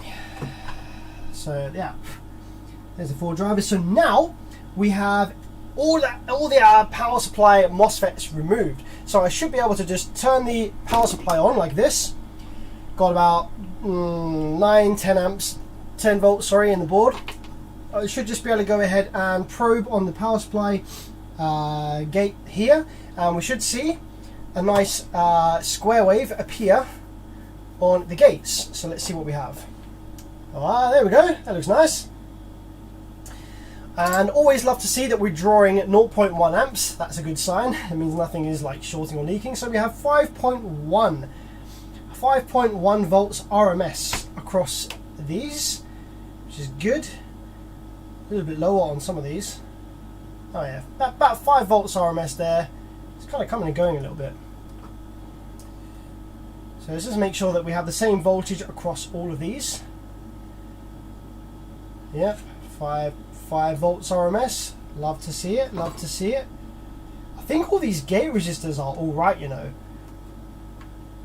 51 ohms is a little higher than your average, so I think they might have been able to take the bit of current that's sunk through them. But we're going to go ahead and just confirm and check the resistance across all of these gates just to make sure. But we have equal gate drive voltage across all of these. 4.9 there on the end, a little bit lower than the rest. Yeah, it's about the same. So I think that's good, but let's just go ahead and check the resistances across all these gate resistors before we put the new MOSFETs in the power supply section, and then we can finally get the output section hooked up. So what we're looking for is just looking for constant values between these. Let's have a look. So we're looking for 101, it's about 100, what we got, 51 ohms. So yeah, we're looking for about 102 ohms there. So that's about right. That's about right. That's about right. Let's go ahead and look at these. Just looking at the multimeter there. Looking for about 101, 102 ohms. Because what I'm doing right now is I am measuring 2 resistors in series just to speed things up a little bit. Just going between gates here. So we're reading 2 gate resistors in series by doing this. They are all within tolerance. Love to see it. So now let's go ahead and grab our new power supply transistors, MOSFETs, whatever you like to call them. Okay, let's drop these bad boys in the board.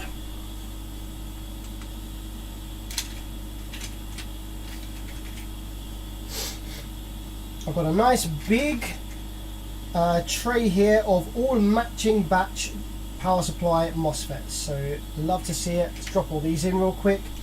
Try and get this done as quickly as possible so we can get the output section up and running. What I mean is all of these circuits sit on the audio path, usually rely on some sort of feedback, and feedback always hurts sound quality. So protection circuits, okay, let's have a look at the different types of protection. So we've got overcurrent protection. So the overcurrent protection, you'll have a shunt resistor typically that will sit across the rail, usually the negative rail for some reason. I tend to see it, although better quality amplifiers might have a shunt resistor across the negative and positive rail. And then the circuit will listen to the voltage drop across that shunt resistor. Now, will that affect sound quality? The shunt resistor is a resistance which will cause a little bit of voltage drop across the rails, but it will be absolutely minimal. It would be like 0.01 volts or something worth of voltage drop at full output across the rail, which in itself isn't going to affect the sound quality. The circuit that's monitoring the voltage drop across the shunt resistor isn't going to be in anywhere near the audio path or affecting the audio path of the amplifier in any way. So overcurrent protection, can't see it affecting the sound quality. What else do we have? We have thermal overheating protection. So that will just be a very simple circuit that's tied to the power supply of the board, the power supply control circuit, and in car amplifiers that'll be like TL494 or K7500, and that will literally just be monitoring a resistance of a thermistor that is clamped to the heatsink, and when that resistance goes high or low enough, then it'll trip the protection, it will shut down the TL494, sending the amplifier into protection. So that is well away from the audio circuit as well. Just having a thermistor sitting on the heatsink isn't going to affect the audio output in any way. What other modes of protection have we got? We've got so overcurrent, which basically covers short circuit protection as well on the speaker terminals. DC offset protection.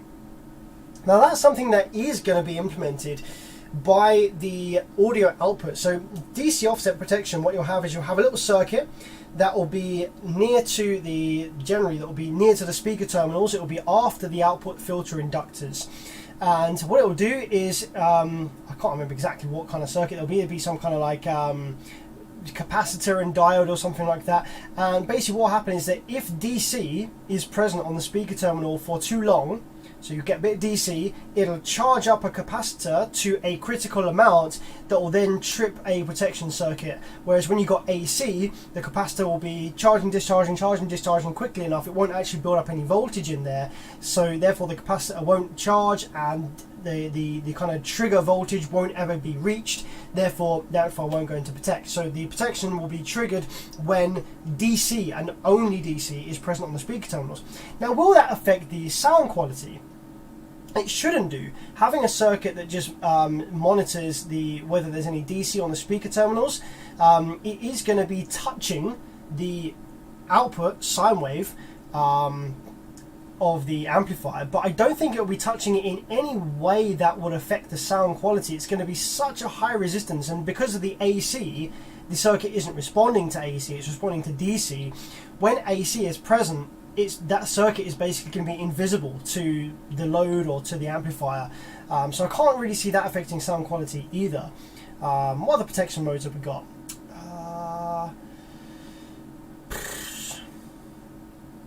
DC offset, over voltage and under voltage, that's just power supply side, so that's not going to be affected by the audio section whatsoever either. Yeah, I don't know really what other protection modes we've got that would affect the sound quality. I'm really struggling to think of any protection modes that would affect the sound quality in any way.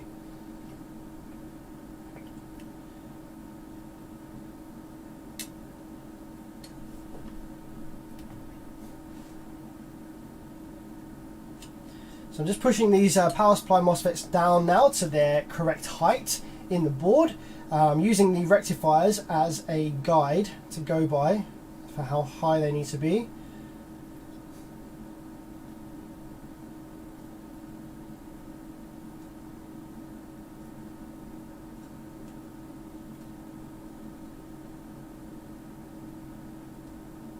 Alright then, that's looking good. Alright, let's get them soldered in.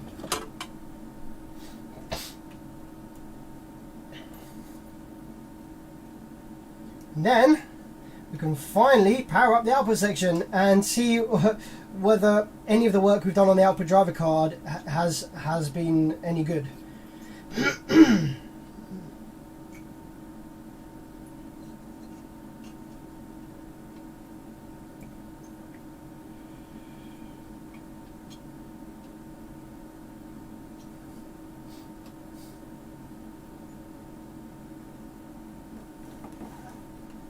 Why are all Rockford Fosgate amps stressful? Hard to get parts? Jaden, to be honest, the Rockford Fosgate amps are stressful for a few reasons. Firstly, they're stressful because they are incredibly complicated circuits. They are some of the most complex circuits that you'll come across in car audio, at least. You probably get more complicated ones in pro audio and home hi-fi and shit like that. But like some of the full range Class Ds, they are really complicated Class Ds. Because they call it Class AD, it's their like AD kind of circuitry. It's meant to be like a really nice sounding version of Class D.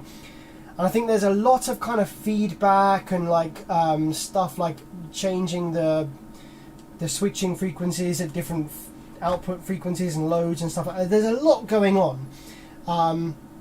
So firstly, it's a headache because it's complicated circuitry. Secondly, it's headache because the boards are usually very tightly compact, like fitted, soldered, usually using like tiny surface mount components and hundreds of them, and lots of really strange components that you wouldn't usually see in other car audio amplifiers that you're not used to seeing. So it makes them tricky to work on because you're less familiar with the kind of components that are being used, and everything is so small and so compact and difficult to get to that you've got to remove driver cards to get access to certain parts of the circuit. And schematics are not generally available. Rockford Fosgate will not give out schematics for any of their kind of new circuits or anything like that, so you've kind of got to reverse engineer the circuit yourself if you've got a big problem. And thirdly as well, because Rockford Fosgate design all their own circuits, their circuits are not generic, so you generally won't have seen them before. With car audio amplifier repair, you kind of get into the swing of things quite quickly because a lot of the circuits are all the same, or they're all very similar to one another. So you can kind of learn car amplifier repair on one type of circuit, and you can apply some of that knowledge to lots and lots of other brands, because they'll all be using very similar or the same boards, whereas Rockford Fosgates, they are completely their own design and they're very complicated, so you're kind of starting from scratch in terms of learning those circuits. They're completely different to anything that you have worked on before if you haven't worked on Rockford before. So yeah, headache for a number of reasons, but a good challenge. I do enjoy the challenge that the Rockford Fosgate amps present to me. It's good fun, and it helps to teach me more as well about electronics and about different types of amplifiers and stuff like that, and repair procedures. So it's good. Whenever we get a difficult Rockford in, it's always going to be a good day. It's always going to be a long repair. It's always going to be a learning curve, usually.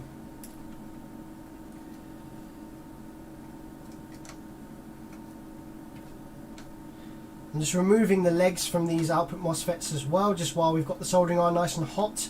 Might as well do it while we're here. It needs to be done anyway at some point.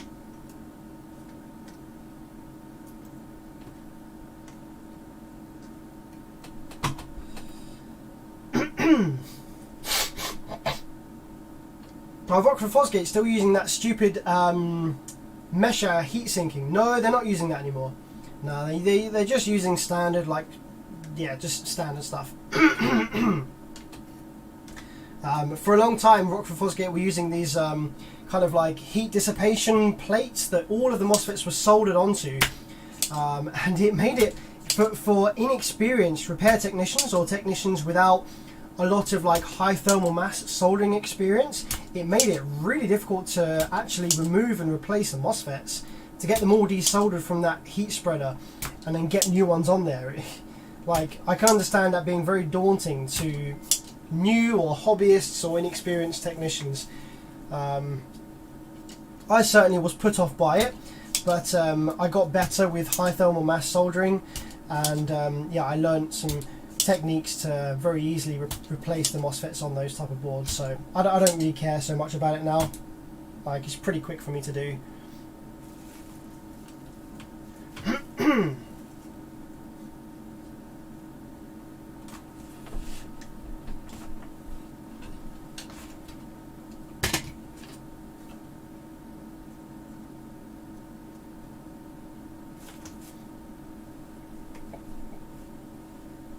Blake says, if I ship my amp to you, can you fix it? Unfortunately, dude, I only take repair work from the UK. Shipping amps from the States generally costs more than the amplifier is worth just in the shipping alone. It's crazy. And by the time you've paid for the shipping, the import tax and duty my side, the repair bill, the shipping back to you, and the import tax and duty in the US, you probably could have bought two of the same amplifier for the amount of money that would all cost. So it's not worth it. There's lots of technicians in the States that can help you out, that are just as good and also, if not better than me. So yeah, definitely look out for some technicians in the States if you want to get your amplifier repaired if you're not in the UK. Glenn Watkins, how's it going, my man? Thanks for jumping on the stream. Good to see you, as always. Hope you're doing well on this fine Sunday evening.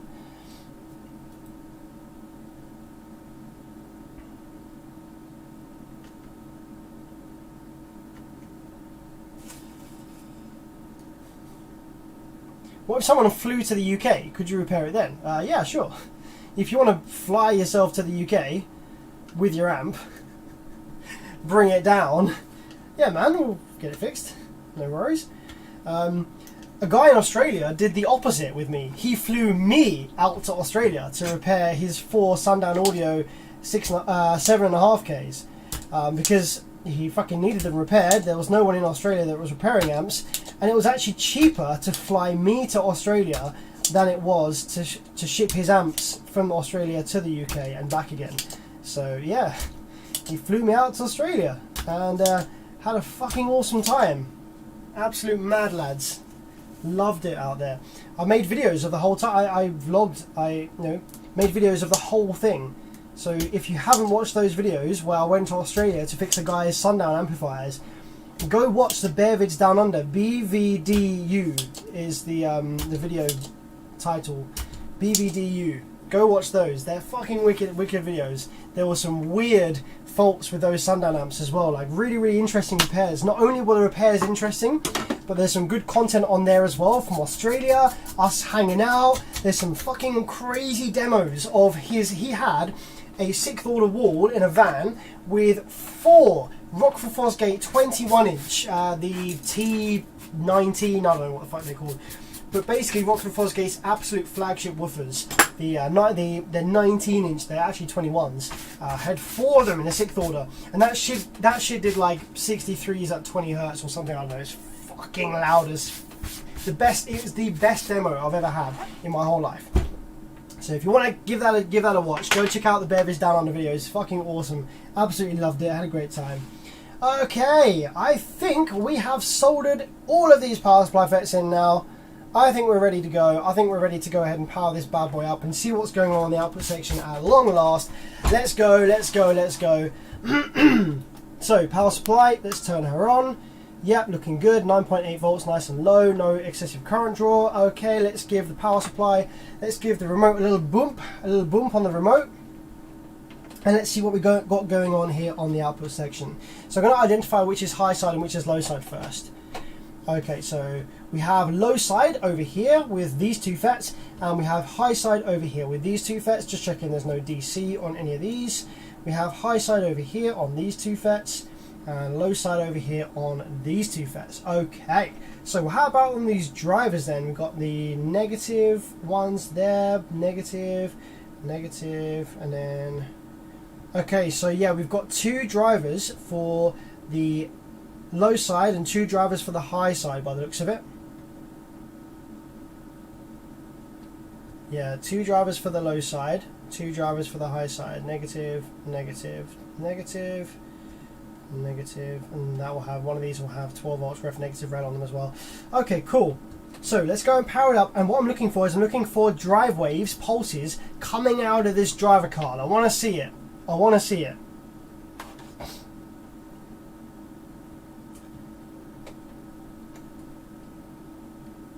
Okay, we've got a little something there. Oh shit, so it's drawing quite a lot of current. We've got 2.5 amps worth of current draw with like no output MOSFETs in. That's quite a lot of current considering we've got no output FETs in. So I'm going to go ahead and take the thermal imaging camera right now. I just want to make sure there's nothing getting really hot, because there's quite a lot of current considering there's no output FETs. 2.3 amps. Okay, yeah, something's getting hot. Okay, we've got something, 61, 71 degrees. Something's getting pretty hot. I think it's, oh yes, one of these voltage regulators over here, U20. What is that? That is the 7815. Okay, so the 7815 is getting pretty toasty. Now, the only reason that the 7815 over here would be getting pretty toasty is if something on that's using this for supply is shorted. So what else is getting hot? Something's causing that 7815 to run pretty toasty. I'm going to see what's getting hot on this driver card, if anything. There's a couple of things actually. Oh, hey, look, actually, by the looks of it, got the op amps. Okay, actually, yeah, looks like on this driver card, Looks like maybe the op amp over here is getting kind of toasty. What I'm going to do is I'm actually going to, because I don't want this, it's getting kind of hot, I don't want this voltage regulator to fail. What I'm going to do is I'm actually going to whack a little heatsink on it. I've got a little heatsink over here from this Moscone, this little Moscone amplifier that I just happen to have on the bench with me right now. What I'm actually going to do is I'm actually going to go ahead and clamp these voltage regs to this heatsink just for a minute. Just so I can have this amplifier powered up long enough for whatever is causing that to get hot to show itself. So let's just very temporarily clamp this 7815 to this heatsink using this little clip that I just very conveniently happen to have laying around. It's very convenient, I have to say. And let's go ahead and power this up again, and let's see what cooks up. So something is definitely getting hot on this driver board. How about underneath the driver card? Are any of the preamp board getting hot? Something under here is getting kind of toasty. 40 degrees.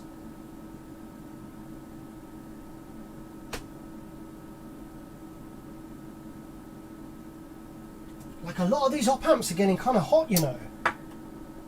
Hotter than maybe they should. Let's spray some isopropyl alcohol on the board. Let's see if we can see what stuff starts to evaporate.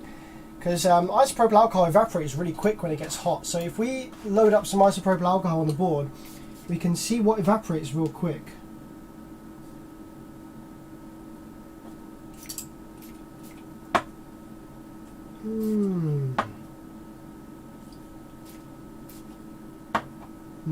Maybe these transistors over here. Like the op amp is kind of getting warm, but not crazy hot. Just looking at the op amps in the preamp board, nothing's really getting that hot over there either.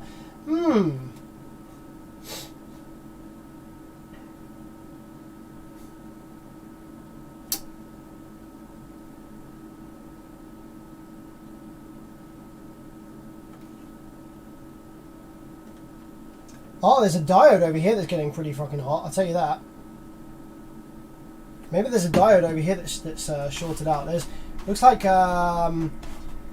one of these, oh, maybe one of these is dead. Like, that doesn't look too good actually, does it? Maybe one of these is kind of short, hey? Right, let me short out the rails just so that there's no high voltage left in the board. Positive is there, and negative is there. 16 ohms. Man, this is turning out to be a lot more complicated than I imagined, actually. It's kind of cool in a way. Okay, so what's going on down here then with these diodes? Oh, okay, 47 ohms across that. And that one doesn't have anything across it really either. 469. Okay, what diode is that? That is a RS1G. Okay. Okay, so this one here that has like 47 across it, let's go ahead and just desolder that one real quick, because I want to see whether that's supposed to be there. Maybe that diode is shorted. It could also be, to be honest, it could actually be the LM7815. That is in itself could be dead as well. That is a possibility. So let's just quickly see whether that has any shorts across it.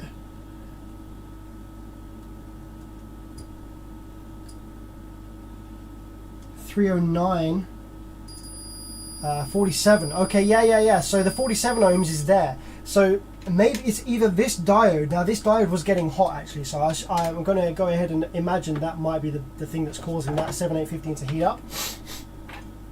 Oh, wow, there's a lot of stuff on this board that's fucked, isn't it? Jesus.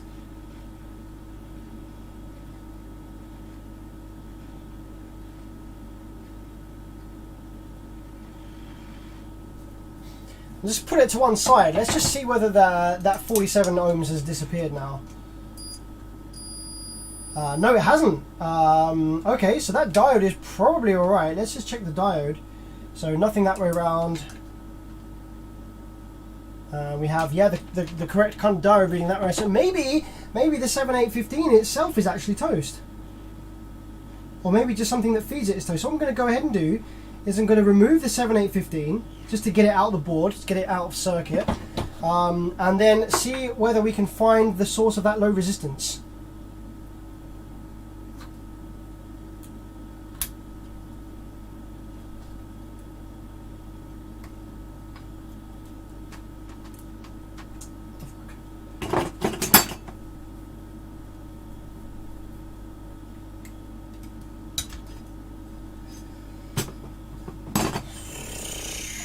Woo! This is going good, my guys. Sheesh. I was thinking this was going to be a nice quick stream. Nice quick repair jobbo.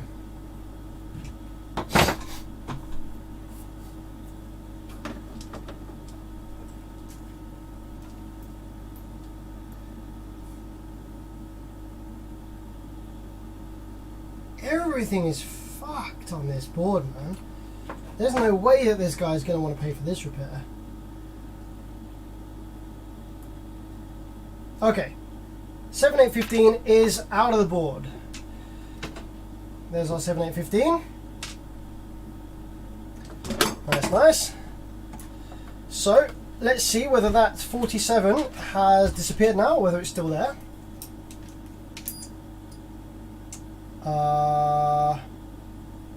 It appears to have disappeared. Okay, so it looks like the 7815 got hit and died. Okay, cool, so let's replace that next.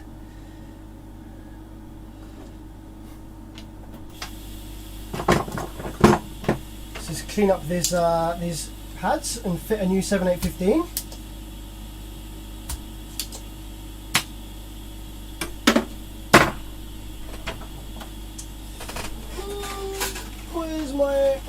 Where's my regulators? Do I have a 7815 in here? Yes, I do. Hello, my friend. How are you doing? Do I have a better looking 7815? You're better looking, but you have short legs.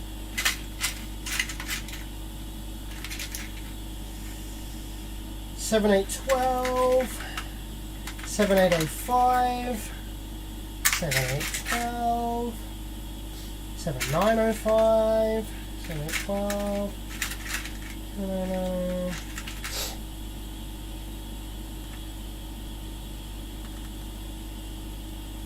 Yeah, there we go. There's a brand new 7815. You'll do.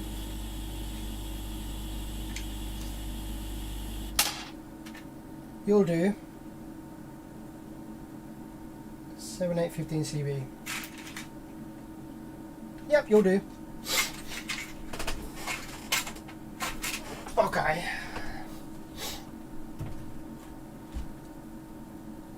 Yeah, this board has definitely had some previous work on it. Yeah, I think I've seen this board a long time ago, maybe about 4 years ago. I think I worked on this board. I think it just had output section failure before, but since then the drive circuit has failed, as these ones tend to do. They have a really unstable driver board that has some tiny little SOT23 parts on them that are too small really for what the for how the circuit drives them. So okay, so that's the 7815 replaced. Let's see what happens now then, shall we? Maybe I should just go ahead and just check what else is dead. So let's just check the other voltage regulators as well. So this is the I think it's a 7812 here. That one seems okay. We've got another 7815 over this side, and a 7915. That seems okay. All right. Okay. Cool. So let's power it up again, and see what else is dead then. And what do you reckon? What do you reckon is dead next then, guys? What's dead next? Okay. So. Let's go ahead and probe that one where we were before. Thermal imaging camera at the ready. Let's just cool that down a little bit.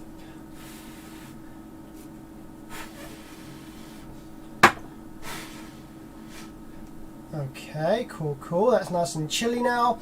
So let's go ahead and power it up and see what happens. We should have a bit less current draw now, I hope. So yeah, we're down to 1.2 amps now. The drive there on the oscilloscope doesn't look too good still. On the thermal imaging camera, what have we got heat wise over here? We've got a couple of transistors over here. What have we got? 51 degrees Celsius on what looks like one of the op amps, maybe. Got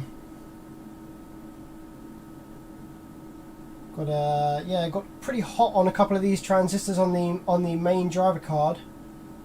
That could just be normal operating temperatures though. Oh, the drive just disappeared there for a second. Okay, there we go. So let's take a look at our oscilloscope. We're looking for drive waves. Okay, let's look between these two cards. So we're looking at these locations on the driver on the board here, where the final buffers are. This is where the drive should come out of this card. So we have like a bunch of nonsense going on there. That's no good. Okay, so that's just a bunch of bullshit. That's not what we want to see. How about on this next one? Still kind of a bunch of bullshit. Not really any legible drive out of there. How about on this side? Now this side was damaged a lot less than the other side, wasn't it? So will we see any drive over here that makes any sense? Not really. That's high side, I think. How about low side? Not really seeing anything that makes any sense. What I'm going to do is I'm going to go ahead and apply some RCA signal to the board, and what that will do is it will kind of force a drive wave. If there's a drive wave that's present that's going to be looking good at all by any means, this will kind of force it to appear. We're going to drop in about 50 Hertz and see whether we get any kind of illegible 50 Hertz anywhere on the board. Okay, see now, what do we have here? We have something there. Looks like a bit of drive. Goes into protect after a while. So this is our low side. That's what the drive looks like on the low side. On these two. On the high side, that's what we have. A little bit of pulses on the high side. They don't look very good, and there's actually a lot of DC offset. Like it starts to offset by, you see it's jumping up there. When I turn the gain up, there's quite a bit of DC offset there. Now how about on this side of the board? Again, a bit of drive, but it offsets DC as we go up on the gain a little bit there. How about low side? Looks the same as the other side, to be honest. Okay. So at this point, we're not sure that this could be correct. Like, I haven't actually gone this deep into one of these output sections before. So this actually could be kind of how these generally look when you haven't got drivers and FETs fitted. It could need the rest of the stuff fitted in order to build the the self oscillation. So this could kind of be how it's supposed to look, but we're getting DC offset on the high side when we turn up the gain there, which is not really, I don't think, what we need to be seeing. So let's turn our attention back to this driver card and let's see if we can follow some pulses through this board. So we've got an op amp up here. I imagine this is where the PWM generation is going to begin. It's going to start. So let's go ahead and take out our RCA now, zoom back in on our scope, reject low frequency, and let's start taking a look at some of the pulses on this op amp right here. So we've got plus 13 VCC and negative 14 VCC. Yeah, that's good enough. So let's start looking at some of any of the waves at all that we might have on this op amp. Nothing on pins 1 and 2. On pin 3, there's nothing. Okay, how about over here? Nothing. Actually, maybe this is protection. This op amp. There's absolutely nothing on this op amp at all. It's just nothing. Okay, we've got a 1D over here. We have -6, -6. Not much really going on there. -6, -6. Not really much going on there. We have rail on this one up top. Positive rail of 70 volts. And then we have nothing and nothing on those two. Positive rail of 70 volts. Nothing. Nothing. Okay. On these larger transistors we have rail.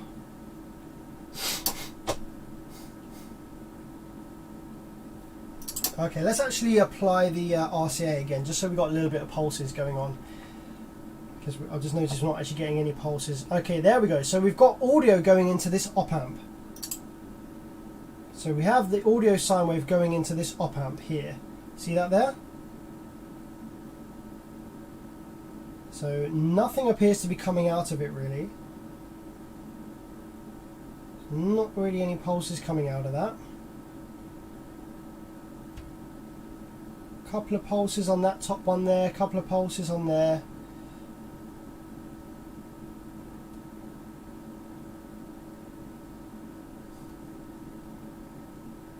Couple of really janky looking pulses along here, along these drivers.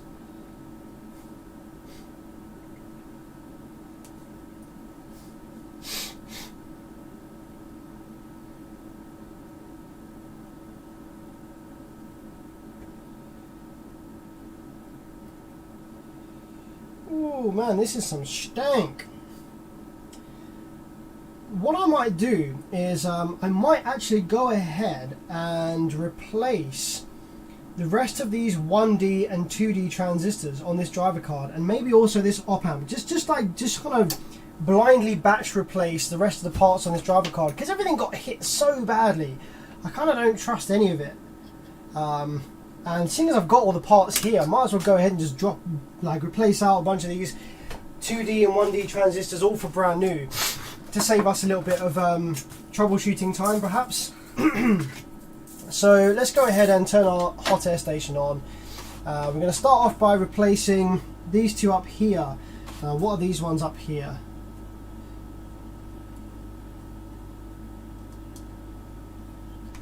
Are you a 1D or a 2D? I can't actually read your markings there, my friend. What are you? Looks like a 1D and a 1D. Okay, so two 1Ds at the top there. And then a 1D here. And what's that one? Is that a 1D as well? Really fucking hard to see these. I might grab the microscope out just real quick actually. Just kind of drop that under the board there. Just have a quick look on the microscope, because I'm struggling to make out some of the markings on these. Okay, so this top one is 1D on that top one, and then I think 1D on that one over there, and then just coming over the board here we've got a 1D on this one here. That's a 1D.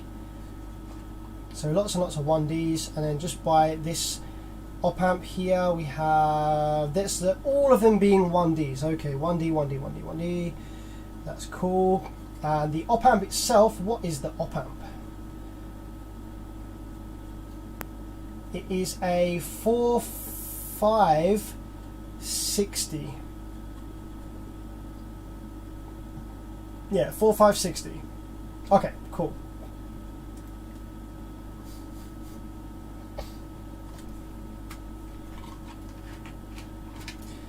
There is. Have you ever have to send a stream link to a customer to prove how fucked up an amp was?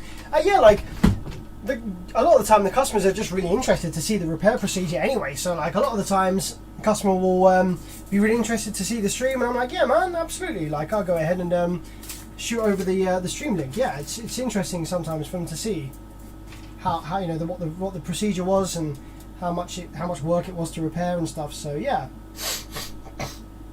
It was one up here. 1, 2, 3, 4. So 4 1Ds. 1, 2, 3, 4.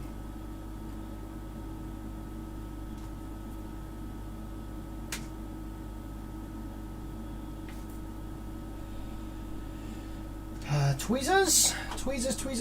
There we are.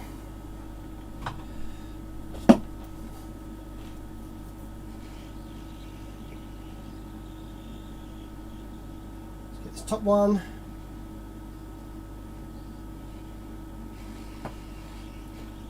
Next one up here.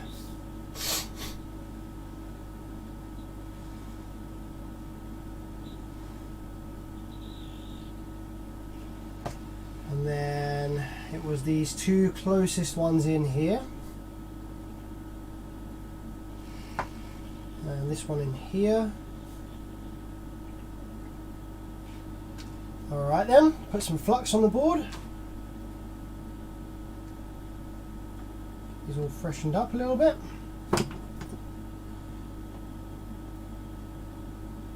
And we've got 4 brand new tasty fresh 1Ds ready to go. There's one.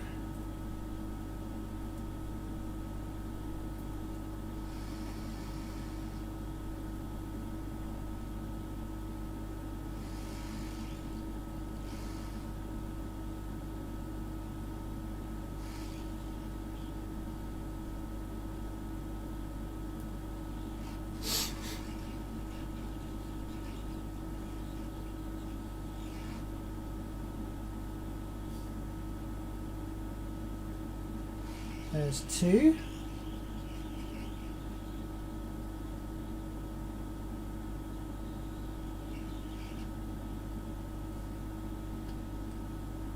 Three up the top here.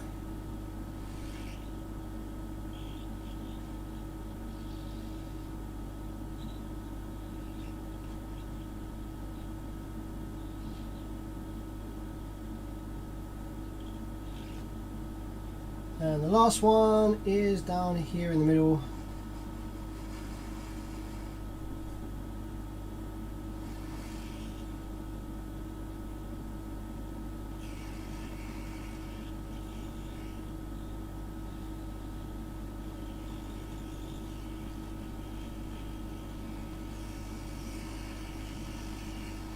Okay.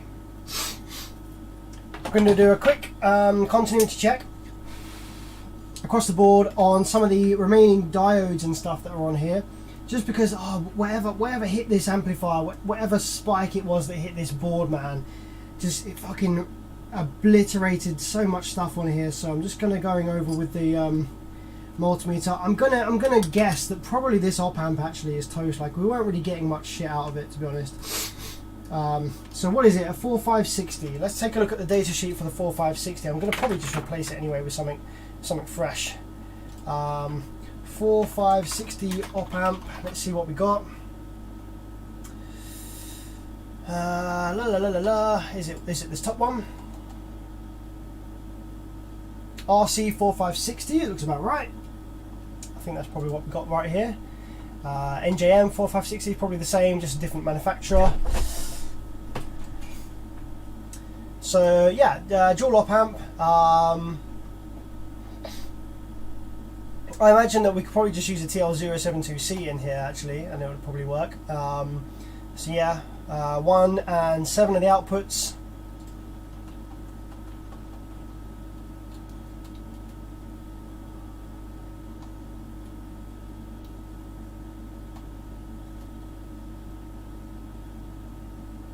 This one doesn't seem to have a diagram, an internal connection diagram. Okay, yeah. So I think we'll probably just be able to use a 072C here. Let's see what we got. I'm just going to power the board up one last time actually. Now that we replaced those transistors, just to kind of see if it made any difference. Just kind of curious to see whether it changed anything just from replacing those. So let's go ahead and probe on here.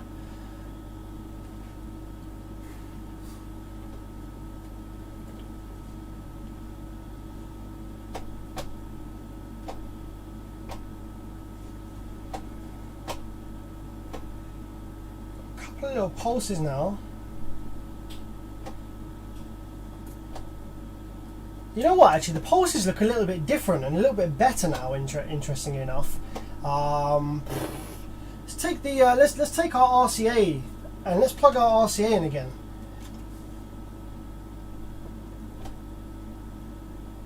So we've still got DC coming on there when we turn the gain up.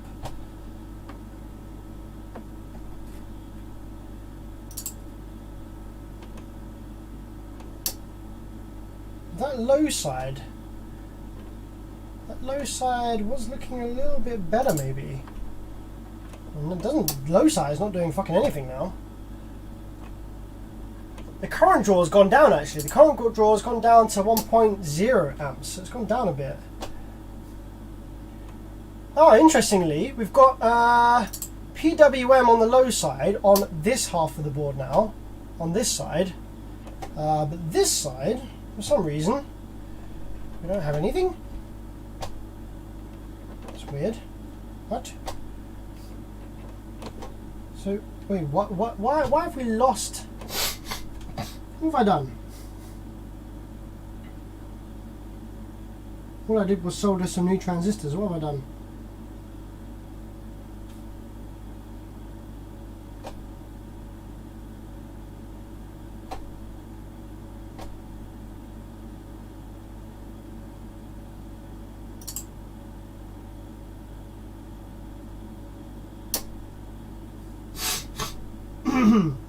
That's weird.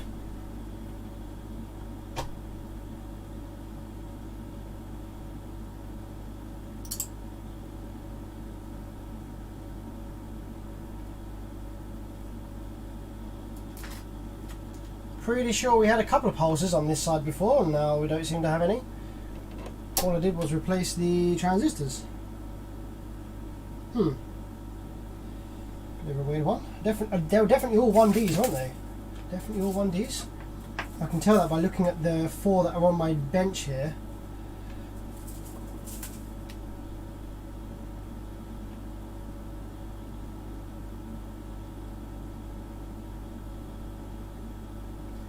Let's put them under the microscope. These are the 4 that I removed. I'll make sure that I didn't accidentally replace a 1D with a 2D, or 2D with a 1D.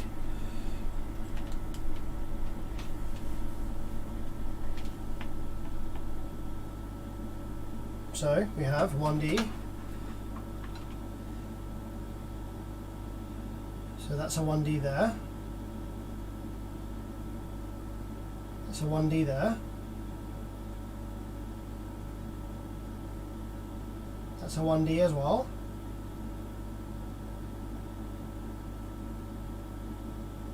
That's also a 1D. Yes, so all 4 of those were 1Ds.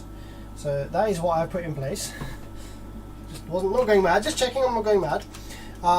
Okay, let's replace the op amp just to see what difference that makes on here. The protect light is blinking, bro.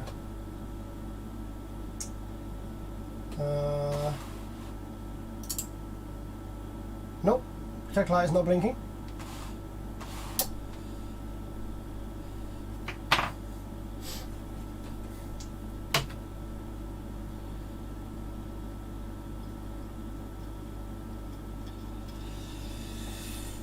Okay, let's go ahead and remove that.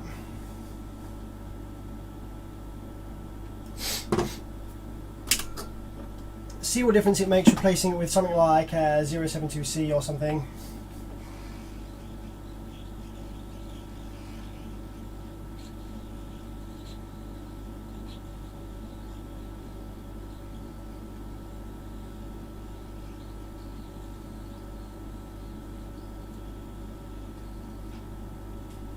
So let's put that safely down to one side for a minute. Let's grab my little tray here of spare chips, spare op amps and ting.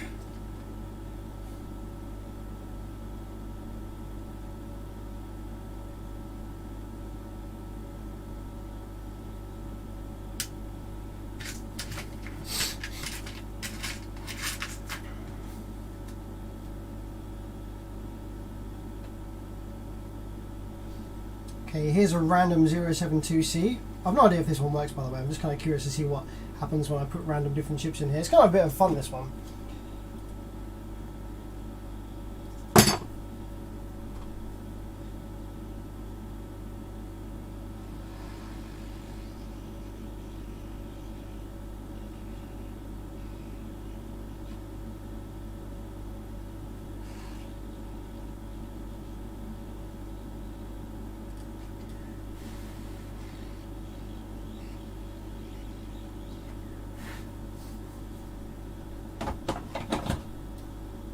Solly Bolly says, hi, first time I've seen you live. Nice one, man. Thanks for jumping on the stream. I really appreciate it. Appreciate all the support.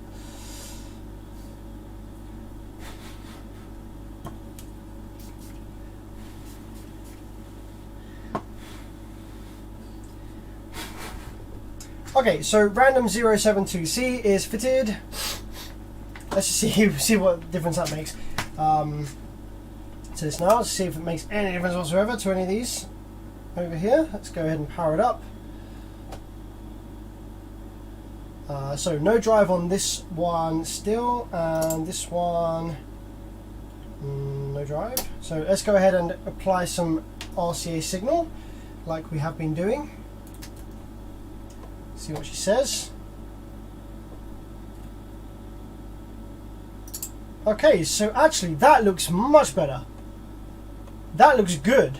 That looks good. Okay, so that looks like it's what it should be. And the same on this side. That looks like it's what it should be. Okay, that's actually looking pretty good now. I'm pretty happy with how that's looking so far. On low side and high side. Okay, how about this side? This side of the board is still fucked. Why? Why do we have nothing on this side of the board now? All I did... we did have stuff on that side before though, bruv. Didn't we? Maybe one of the 1Ds that I fitted is actually bad. Like, that could be possible. One of the 1Ds that I fitted just was bad out of the packet that I got. Super weird. Let's just see. Let's just go for both sides of the board. So over here we've got. Do we have any drive following anywhere over here? Let's turn that up a little bit.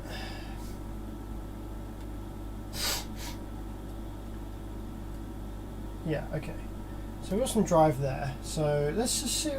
Follow it maybe through here. So we've got nothing on that one. Nothing on that one. Yeah. Nothing on that one, nothing on that one, nothing on that one. A little bit of pulses on that one there. Nothing over that side. Pulses over there. A couple of pulses there.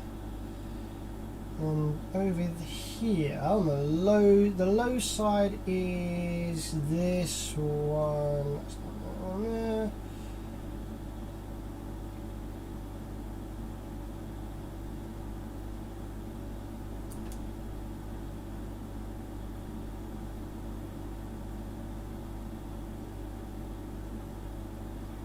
It's kind of weird that all of a sudden this side is now doing nothing.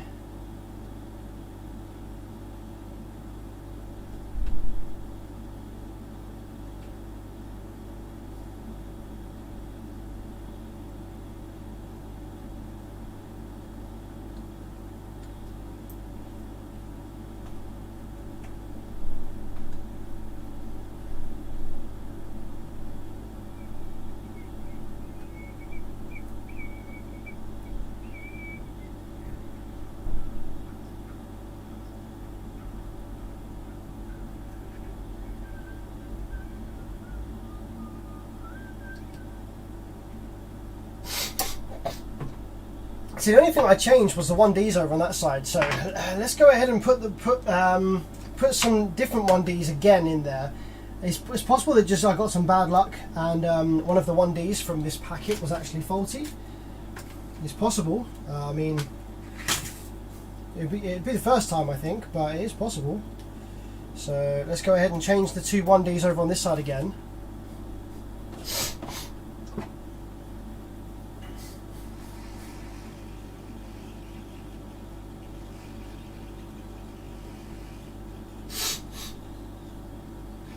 That one and that one.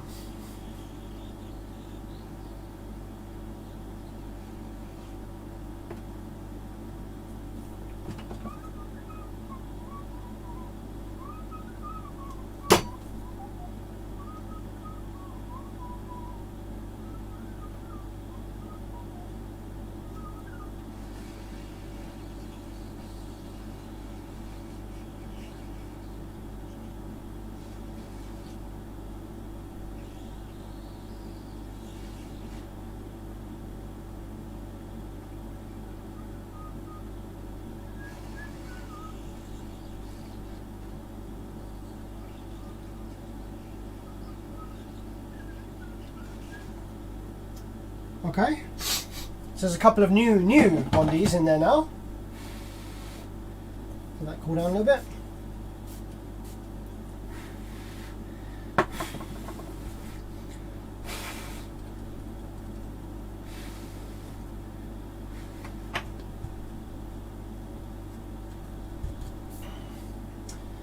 Okay, power it up again. See if we have signals on this side now. Oh, we do! Fucking hell! Yeah, it was obviously just like a bad 1D from the factory. That is the first time that I've come across that. That is really weird.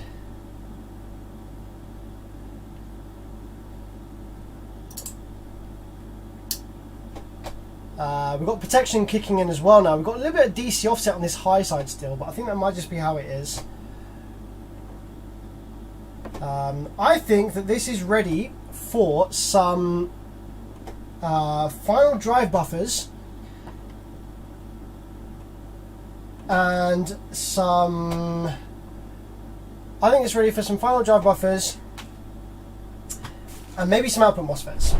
Right, so final drive buffers. Let's see what this was using originally. So we were using some A1837s and some C4793s. So let's go take a look at the data sheets for these online.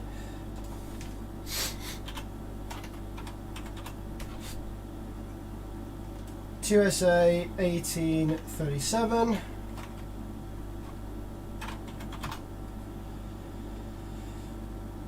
And to a C4793. I just want to kind of get some rough idea of what their voltage ratings are. So these are pretty high voltage actually. These are 230 volt, 230 volt, 1 amp,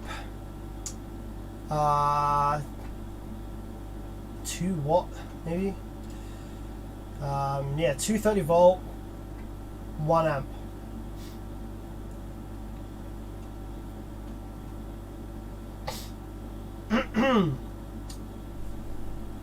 Okay, I don't personally think we need anything quite that big. Honestly, don't. I think that we might be able to get away with MJE for MJE. Oh, fuck, what are they called? 340s and 350s. If I have any, I don't know if I have any left. I might have used them all.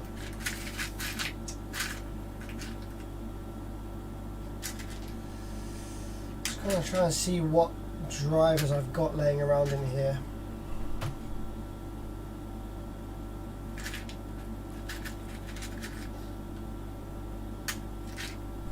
What I might also be able to do is I might also actually, because I've got a bunch of spare donor boards, like some Class D stuff. I might even have a donor board that's got the right kind of transistors on it already. But I would like to see, yeah, I've got an MJE 340, but I think I don't really have many of these left. What do I have in here? BD 137s. I think they're far too low voltage. BD 137s.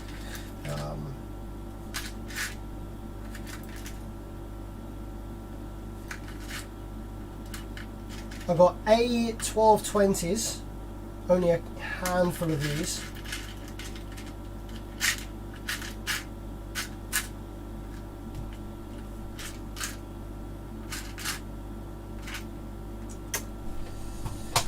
What about in this AB drawer?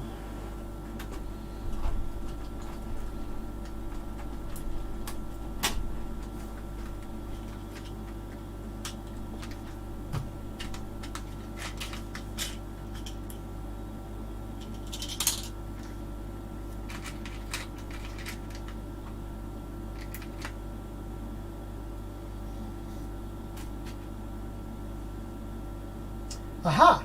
I have some 2SC4793s in one of these drawers over here. So maybe, just maybe, I might be able to come across enough of these to make up a set. So let's have a dig through. See what we can find in here. And what was the A? The A was an A 1837. Yeah, here we go. There's an A 1837. Okay. Okay. So we might actually be able to come across enough of these to build a set. Someone says 140 and 139, but no, they're not enough. They're not high enough voltage there, my friend. So I could use some lower voltage transistors, but if we take a look at this board, if we power it up, okay, we can see that actually across some of these transistors we have quite a high voltage. So we've got 51 volts, 56, and so that there's low voltage across that one. But these are going to have rail-to-rail switching. So in this one, for example, we've got 0 volts. 0 volts, 0 volts. This one here we've got 0 volts, then we have 70 volts. So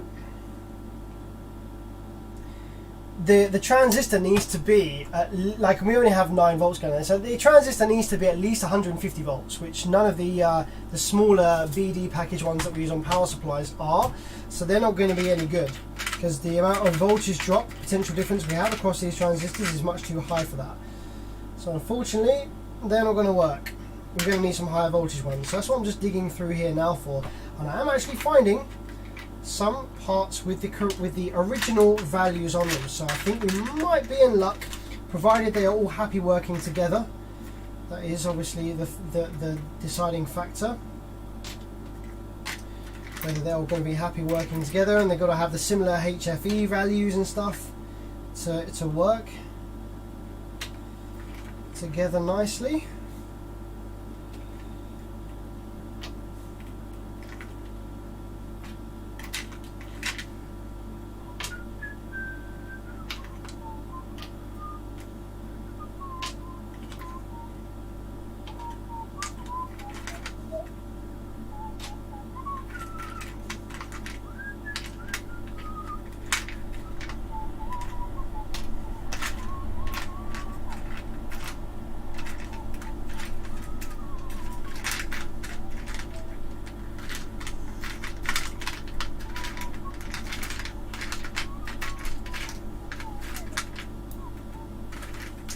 I think that might be all of them from in this drawer. So we need to come up with 8 that work and that are reading the correct kind of values in the tester.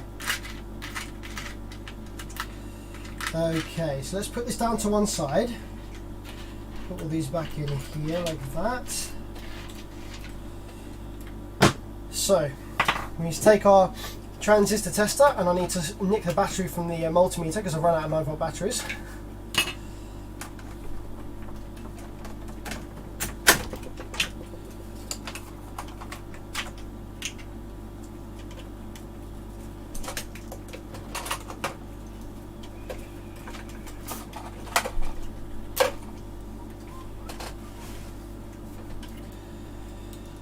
Put the 9 volt battery in there like that. There we go. Okay. Right, so let's start testing some of these transistors then. So we start off with the C4793s. Oh, why isn't this working?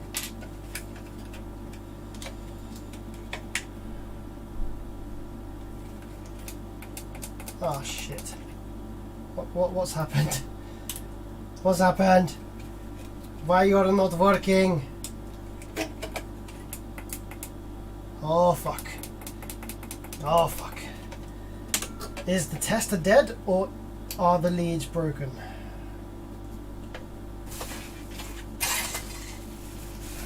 this is bad news.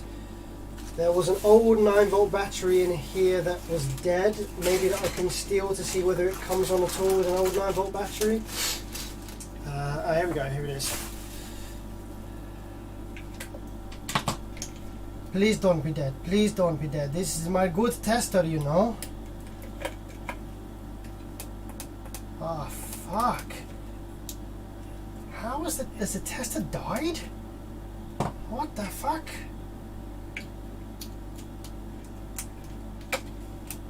No.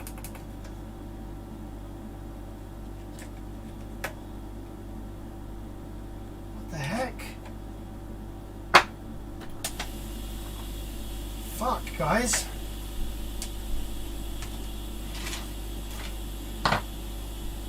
I could use the multimeter and do it old school, but...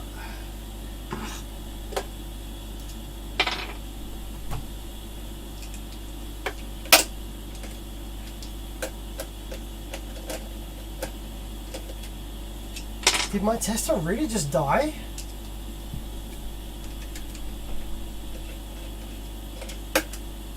I have actually had to repair this tester one time before, so it wouldn't surprise me if it has died again. It's just a bit of a weird time.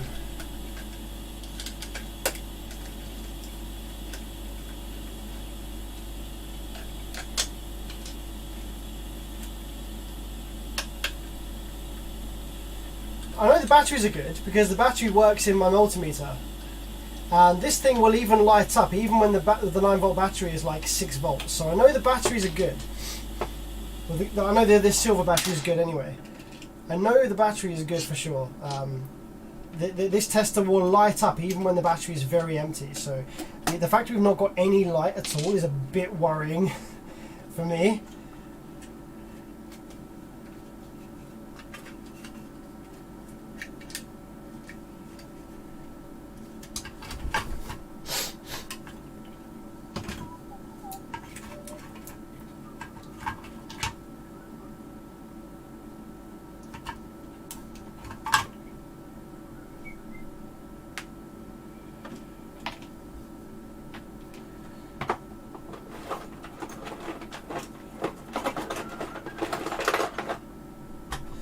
I need a ground reference for the battery.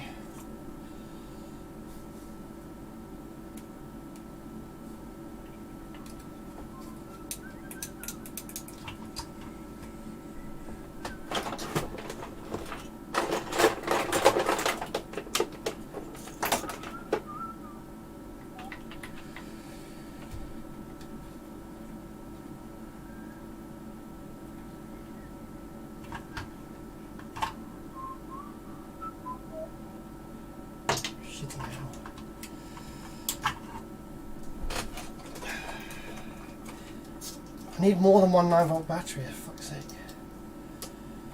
Put it in there for a sec.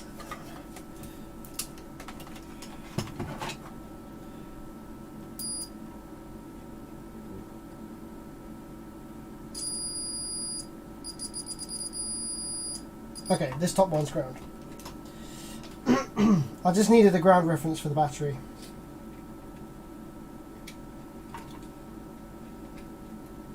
Yoink. Let's push you over there.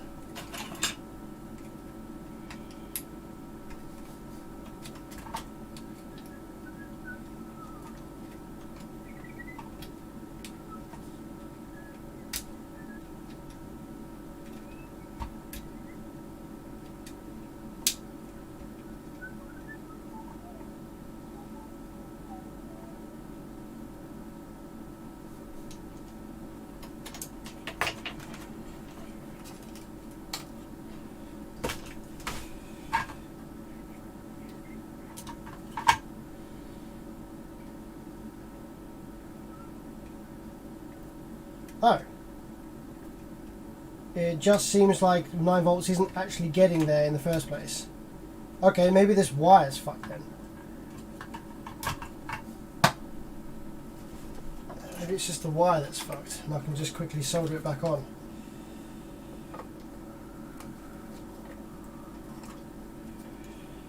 Don't scare me like this, babe. You know I need you. You know I need you.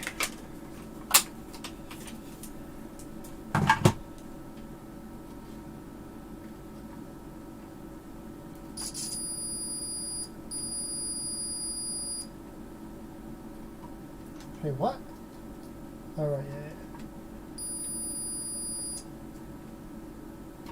yeah. Just this fucking thing's broken. Oh my god. Scaring the life out of me here, man. Just this piece of shit's broken. Okay, let's just chop this open and repair this. Jesus Christ. Holy shit, man. Scaring me there, man.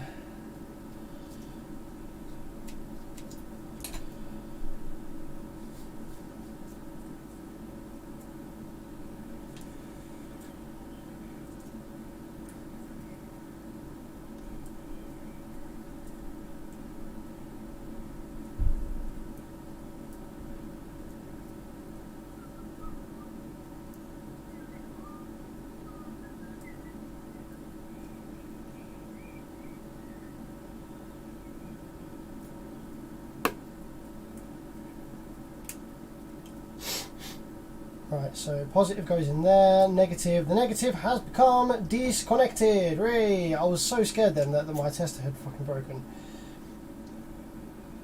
Not the best timing though, have to say. Not the best timing. Kind of just want to be getting on with this amp, not repairing my freaking wires on my tester.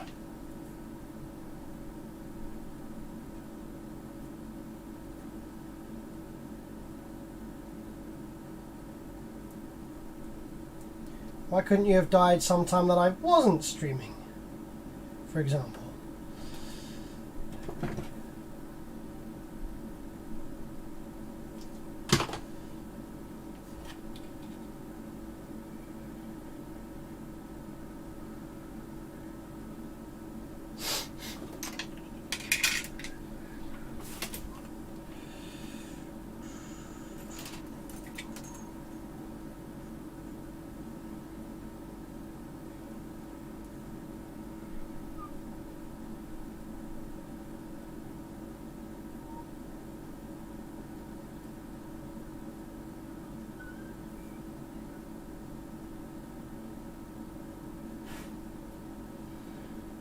Is that soldered good enough for a quick test now?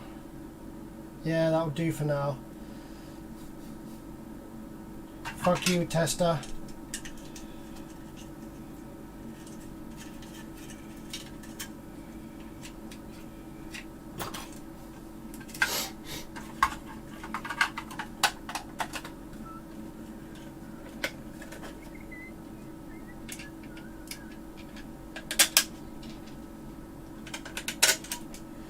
Put it on the power supply. I would put it on the power supply, but the last time I put something on the power supply, last time I put a test device on the power supply was my old multimeter. And for some reason, even though the voltage was correct, it fried it. Don't know why, no idea what went on, but my multimeter died because I put a 9-volt power supply on the multimeter. Doesn't make sense, I know, no idea, but now I'm just a bit scared to put my test equipment on power supplies. Also, running it on batteries just keeps it electrically isolated from the circuit that I'm testing, which is like great. So batteries is definitely what I want.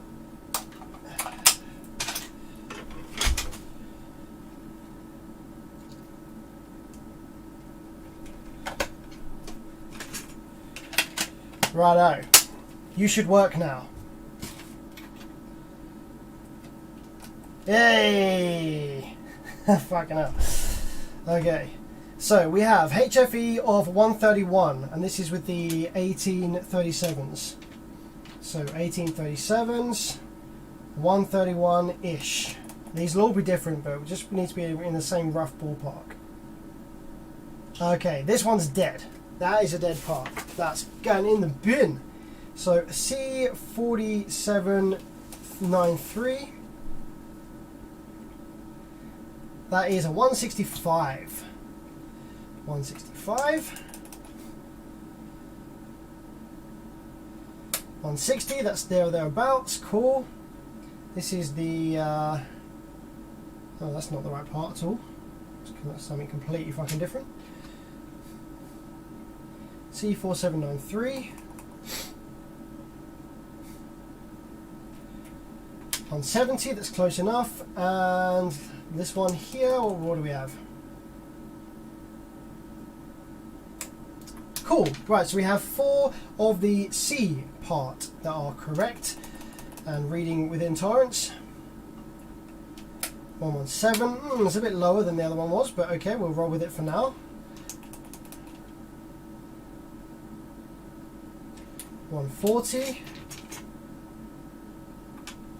that's a C, that's an A. 142, okay. It's a bit closer. That's a C part, that's a C part. That's something fucking different. Okay, so we actually have managed to accumulate 4 of each of these transistors that this uses for final drive buffers. Let's put that away. Let's get that back in there. Shit.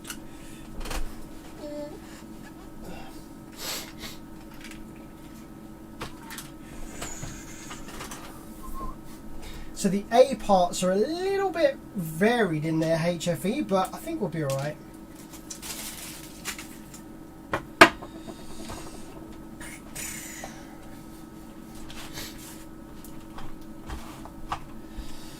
So I have to remember which parts went in where. So when I was looking at this bottom set, it was CACA.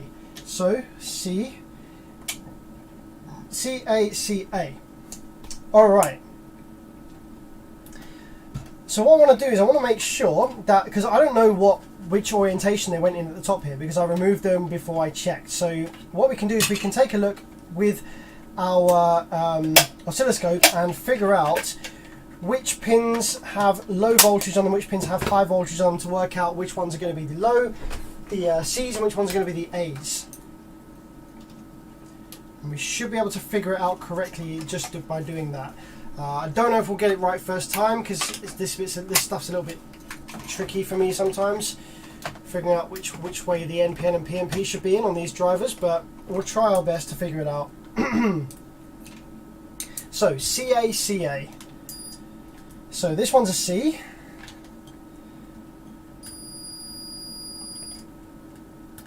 Okay, and this one's an A. This one's a C. You know what? I think that these are going to be mirror images of each other. CACA. I reckon we're going to have CACA as well on here. Because they all match. Yeah, I think CACA, and they're all going to match. That's what we're going to roll with to start with. C A. C A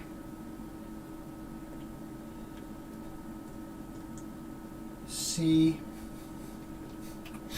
A. That's bottom set.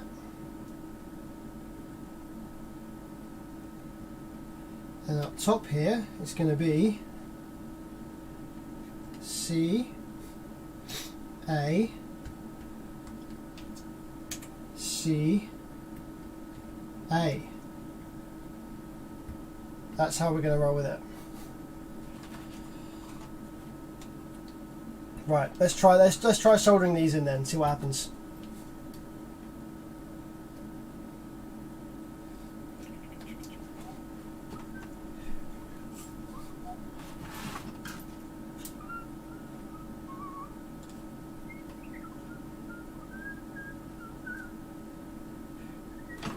What I'm going to do is I'm just going to put some flux on these pads, because it will help me do it with one hand. If we've already got flux on the pads, then all we need is we just need a little bit of solder on the tip of the soldering iron, and we just need to touch it on one of these pads and it will hold them in place.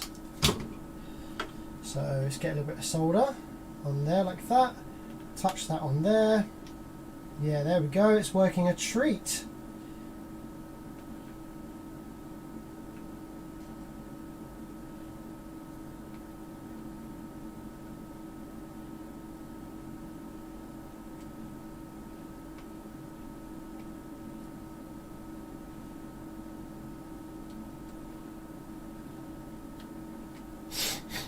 Okay, and then let's solder the rest of the pins now that they're all locked in place.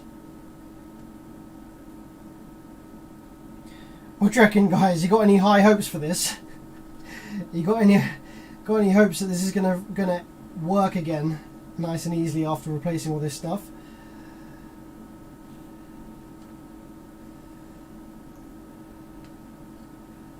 I'm kind of glad that we've got some more in-depth repairs recently though. Like, I kind of got a bit bored of just every live stream, every amp was just working fine and like the customer had some wiring issue or some bullshit like that. I'm glad that we are now getting some actually interesting repairs that are a bit more tricky.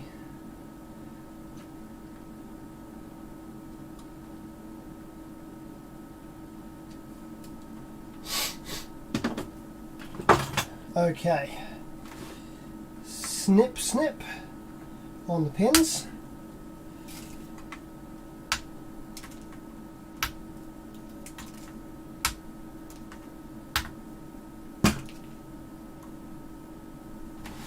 Check check for solder bridges.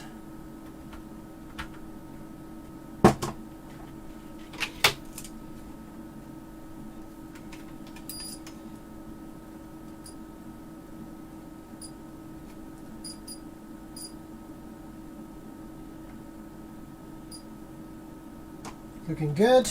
Okay. Alright then. So next thing I want to do is I want to check for dead gate resistors on the by the outputs here. I'm just going to go ahead and put all of these driver transistors away because they're kind of getting in the way. All of these pots over on my desk. Let's get all these away. Alright, you can go in there. You can go in there. You can go in there. And all of you can go over in the Class AB. Actually, you can go in the old drivers. Forget to put you in the old drivers. You can go in the 1D, 2D box. Okay. That's a bit better, a bit more space now. I can see what I'm doing. So yeah, let's check for dead gate resistors on the output side. So gate resistors, we are supposed to have what looks like on the board. What do we actually have? 27. Is it 27s? Yeah, 27 ohms. Okay, bit of a random value, but okay. We don't have to match these up exactly. Like if we wanted to change all these gate resistors, I could put 22s and it would be alright. I could put 10s and it would be alright. So we've got 27 on that one, 27 on that one, 27, and this last one here, 27.5, a little bit higher than the others, but still kind of within tolerance. Over this side, this one is completely open. This one is 140. This one here is completely open and it's burned as well. And this one here is completely open. Alright, so we're going to go ahead and change the gate resistors anyway because they're all open on this side and I don't have any spare 27s, so we're going to go ahead and change them all out. Oh my god! So many things are dead. I think we're going to put, if I think about what FETs we're going to use in this, I think I'm going to put 22s or 10s, depending on what I've got on hand. It's not going to make a huge difference really with these output FETs. They're pretty easy to drive. It's just whatever I've got on hand in this little thing here. That's two 20s, that's a bit high. What are these ones? Two 20s. Okay, there's some 10s. Put some 10s in. There's some 15s. Put some 15s in. There's some 100s. That's some 34s. A little bit high. I don't really want to go higher.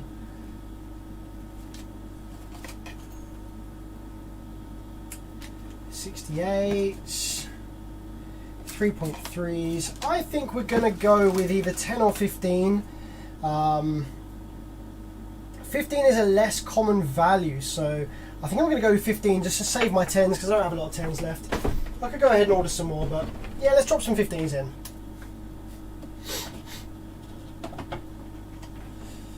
What I'll do, guys, is I'll read through some live chat once this has come to an end, if it ever comes to an end. I just want to kind of get this out of the way first, if that's alright. I will read some live chat soon. I feel like we're getting towards the end. We're getting towards the end of the stream now. It's getting kind of late. It's almost. It's pretty much midnight here in the UK, so I'm not going to be streaming for much longer. But I do just want to kind of see whether fitting some FETs and gates on this gets it up and running at all, just out of interest. Then we can just do some real quick live chat, and then I will be heading off. So hopefully you are ready to see whether this thing springs into action or not.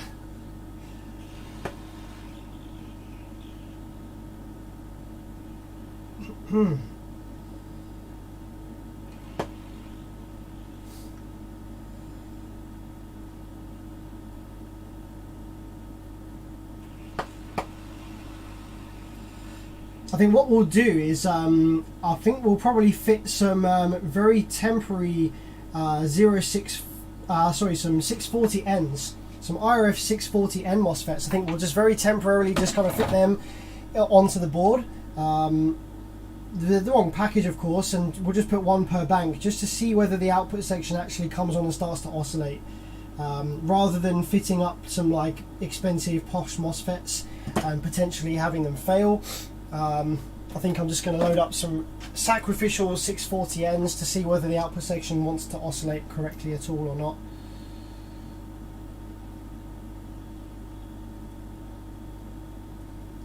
After this absolute monster of a repair.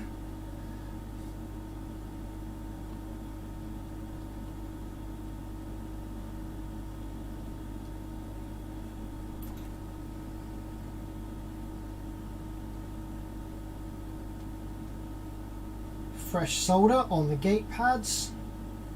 Love to see it, love to see it.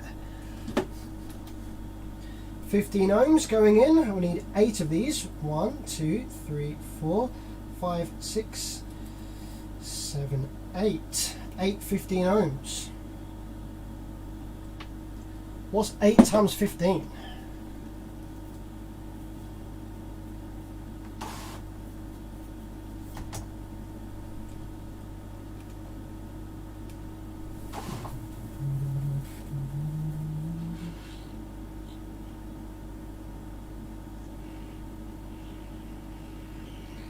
One.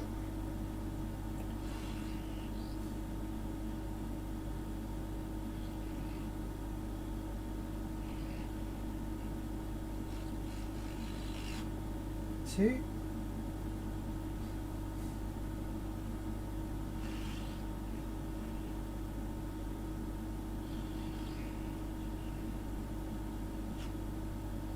Three.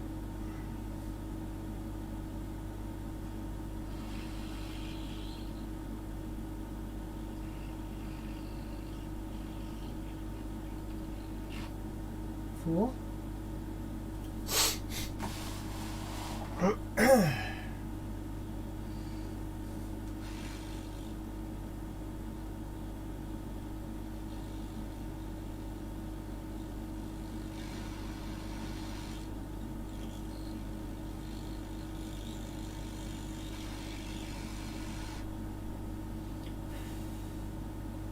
Five.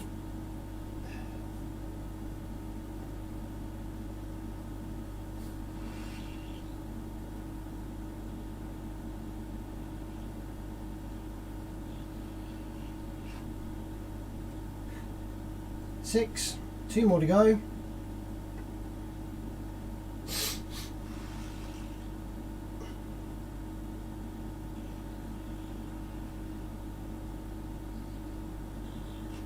Seven. And lastly, 8.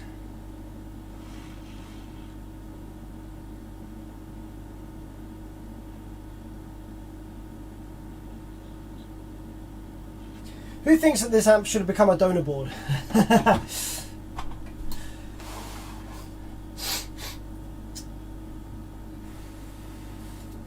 Okay, should we just blindly fit some FETs and see what happens? I think I'm just going to blindly fit some FETs and see what happens. I'm not going to even bother powering it up after changing these final drive buffers. Just going to take some random old 640Ns, drop them in the board, see what happens. That's how we do. That's how we do. Okay, let's take some random 640Ns then. We've got. I want to make sure they're all the same batch, just to give it the best chance.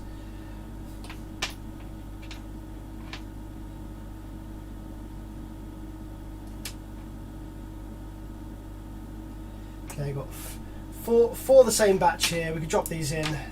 Let's just test these on the multimeter, make sure they're not shorted. Oh. Oh, they are shorted. What the fuck? Really?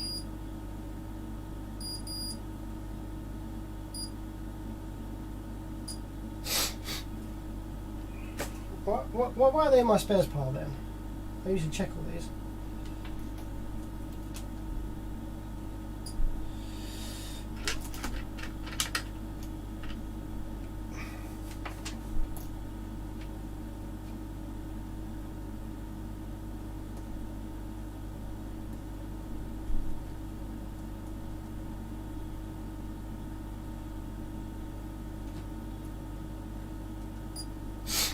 Right, there's 4 640Ns. So let's drop these in, see what happens.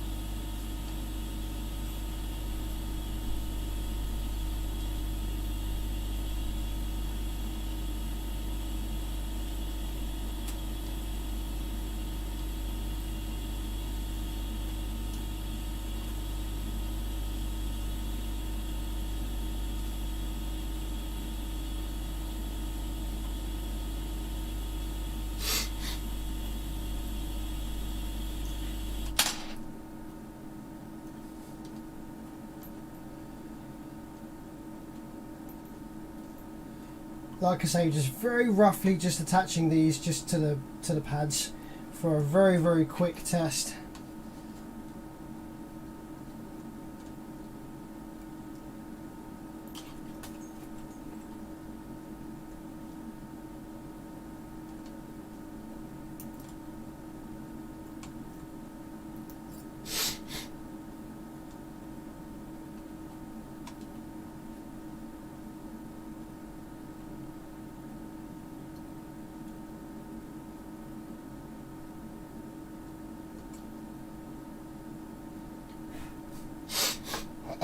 Okay, let's see whether, just make sure that these are all connected. We've got that gate trace there that's a bit dodgy, but I think that's just fine.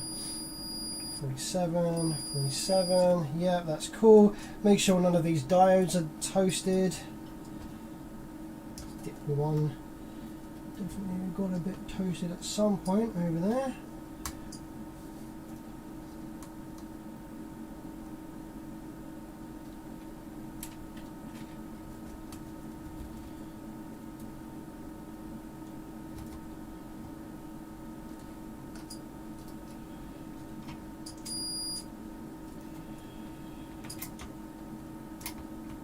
Okay. Let's do it. Let's power it up and see what the freaking hell happens. I'm actually quite kind of expecting these MOSFETs to either fail or the amp to just not work and not really create correct switching. I think there's still a bunch of bullshit going on the driver card that's probably not right, but let's just see what happens. I'm interested.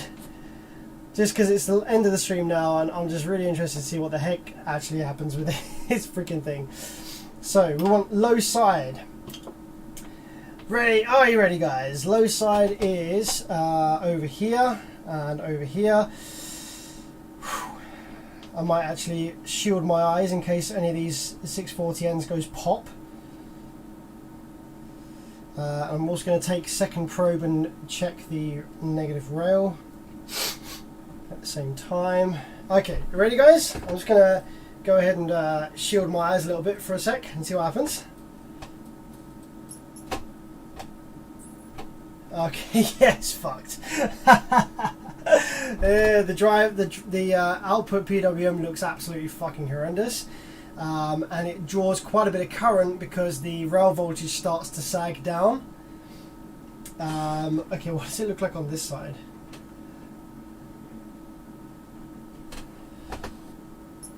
Oh, it actually looks good on this side. That side looks good. This side is the side that looks fucked. Okay. Well, okay, at least we have something to go by now. This side appears to be okay.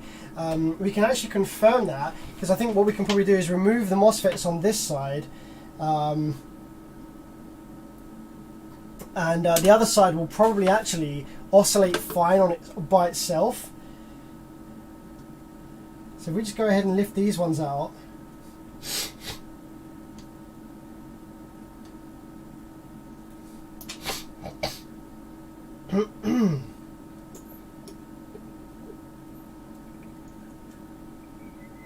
Actually, I don't think that leg was actually connected there. That might be the problem. If we go ahead and lift these ones out, I reckon that this side might just oscillate okay by itself without those other FETs in. Let's just see what happens. Oh no, not quite. Let's try. Oh fucking hell! It does not happy. It draws a lot of current, and the switching frequency is freaking low as balls.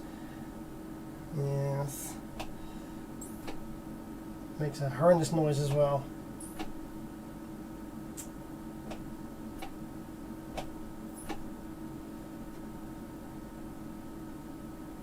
Yeah, they get hot. They get hot.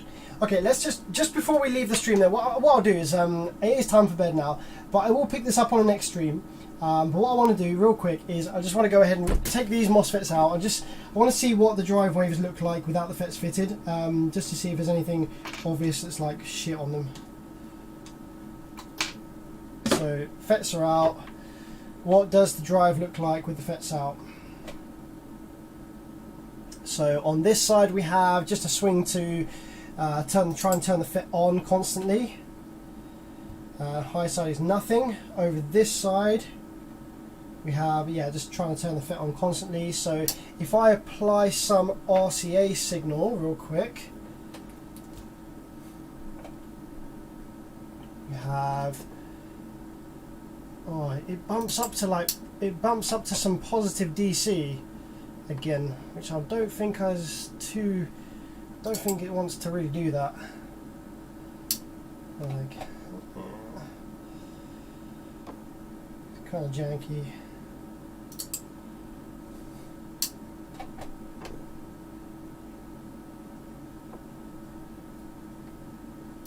Low side there. Low side looks kind of the same. High side on that's just a couple of little pulses. High side over here, a couple of little pulses.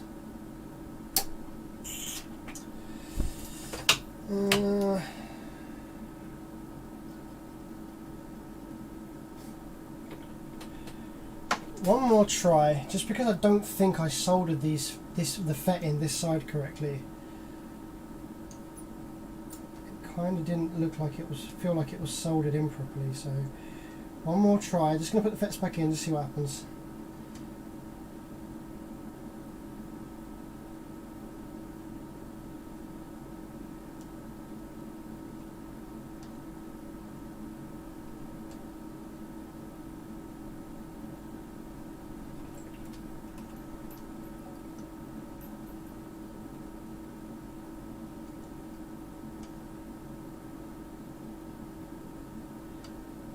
So what happens with just this side of FETs in?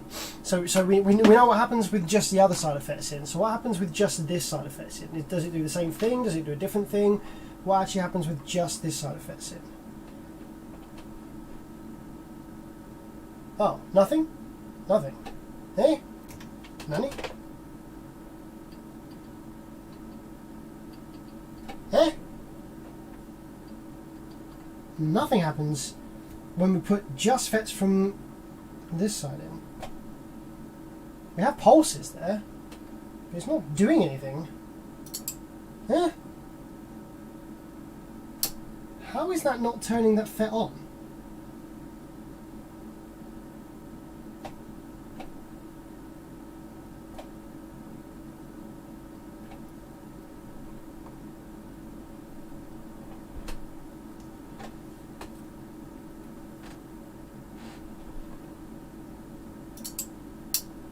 Eh?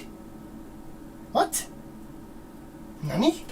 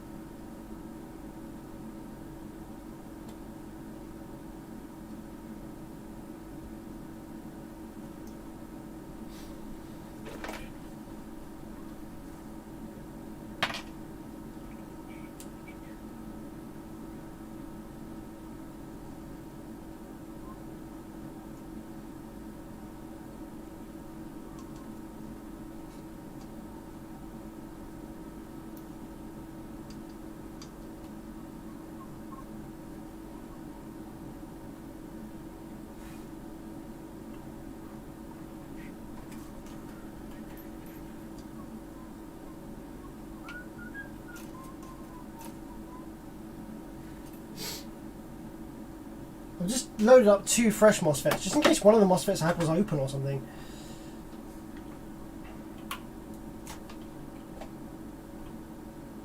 Nope, still doesn't want to do anything. So this side doesn't do anything.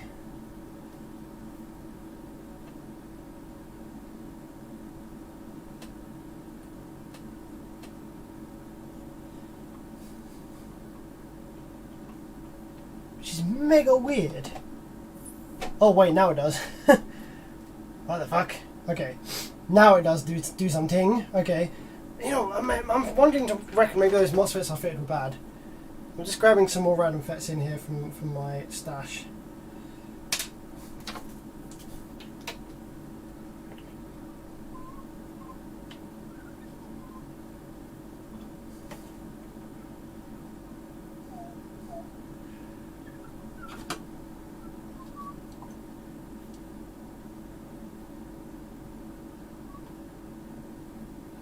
These are my sacrificial used 640Ns, so they should all work because I'm pretty sure I test them, but they could also not work, you know.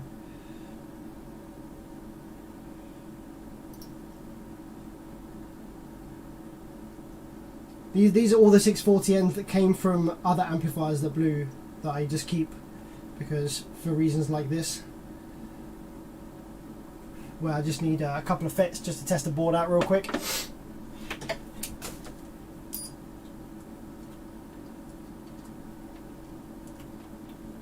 Okay, let's just see what it does now.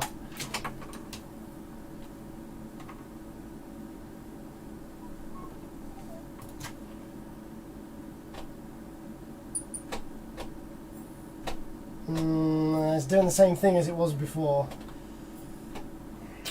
Oh man.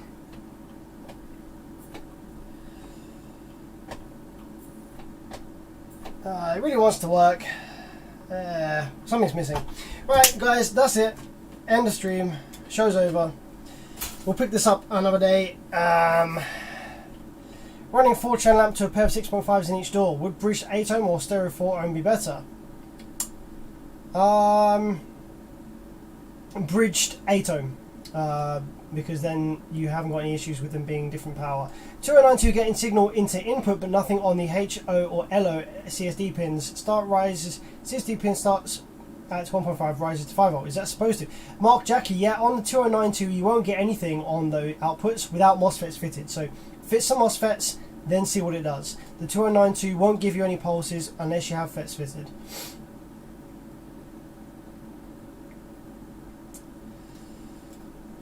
But yeah, I think that's it for tonight, guys. If you're interested in this one, then subscribe, hit the bell notification so you know when I'm live, and we'll pick this one back up, I think probably tomorrow or another day. I'm really interested in it. I really want to know what's preventing this thing from working. I think actually, to be fair, I think it could just be the TL072C up here. I think that could be part of the problem perhaps, but we'll see. We'll carry on with this on another stream. But until then, guys, take it easy, have a great one, hope you enjoyed, and I'll see you next time. Laters.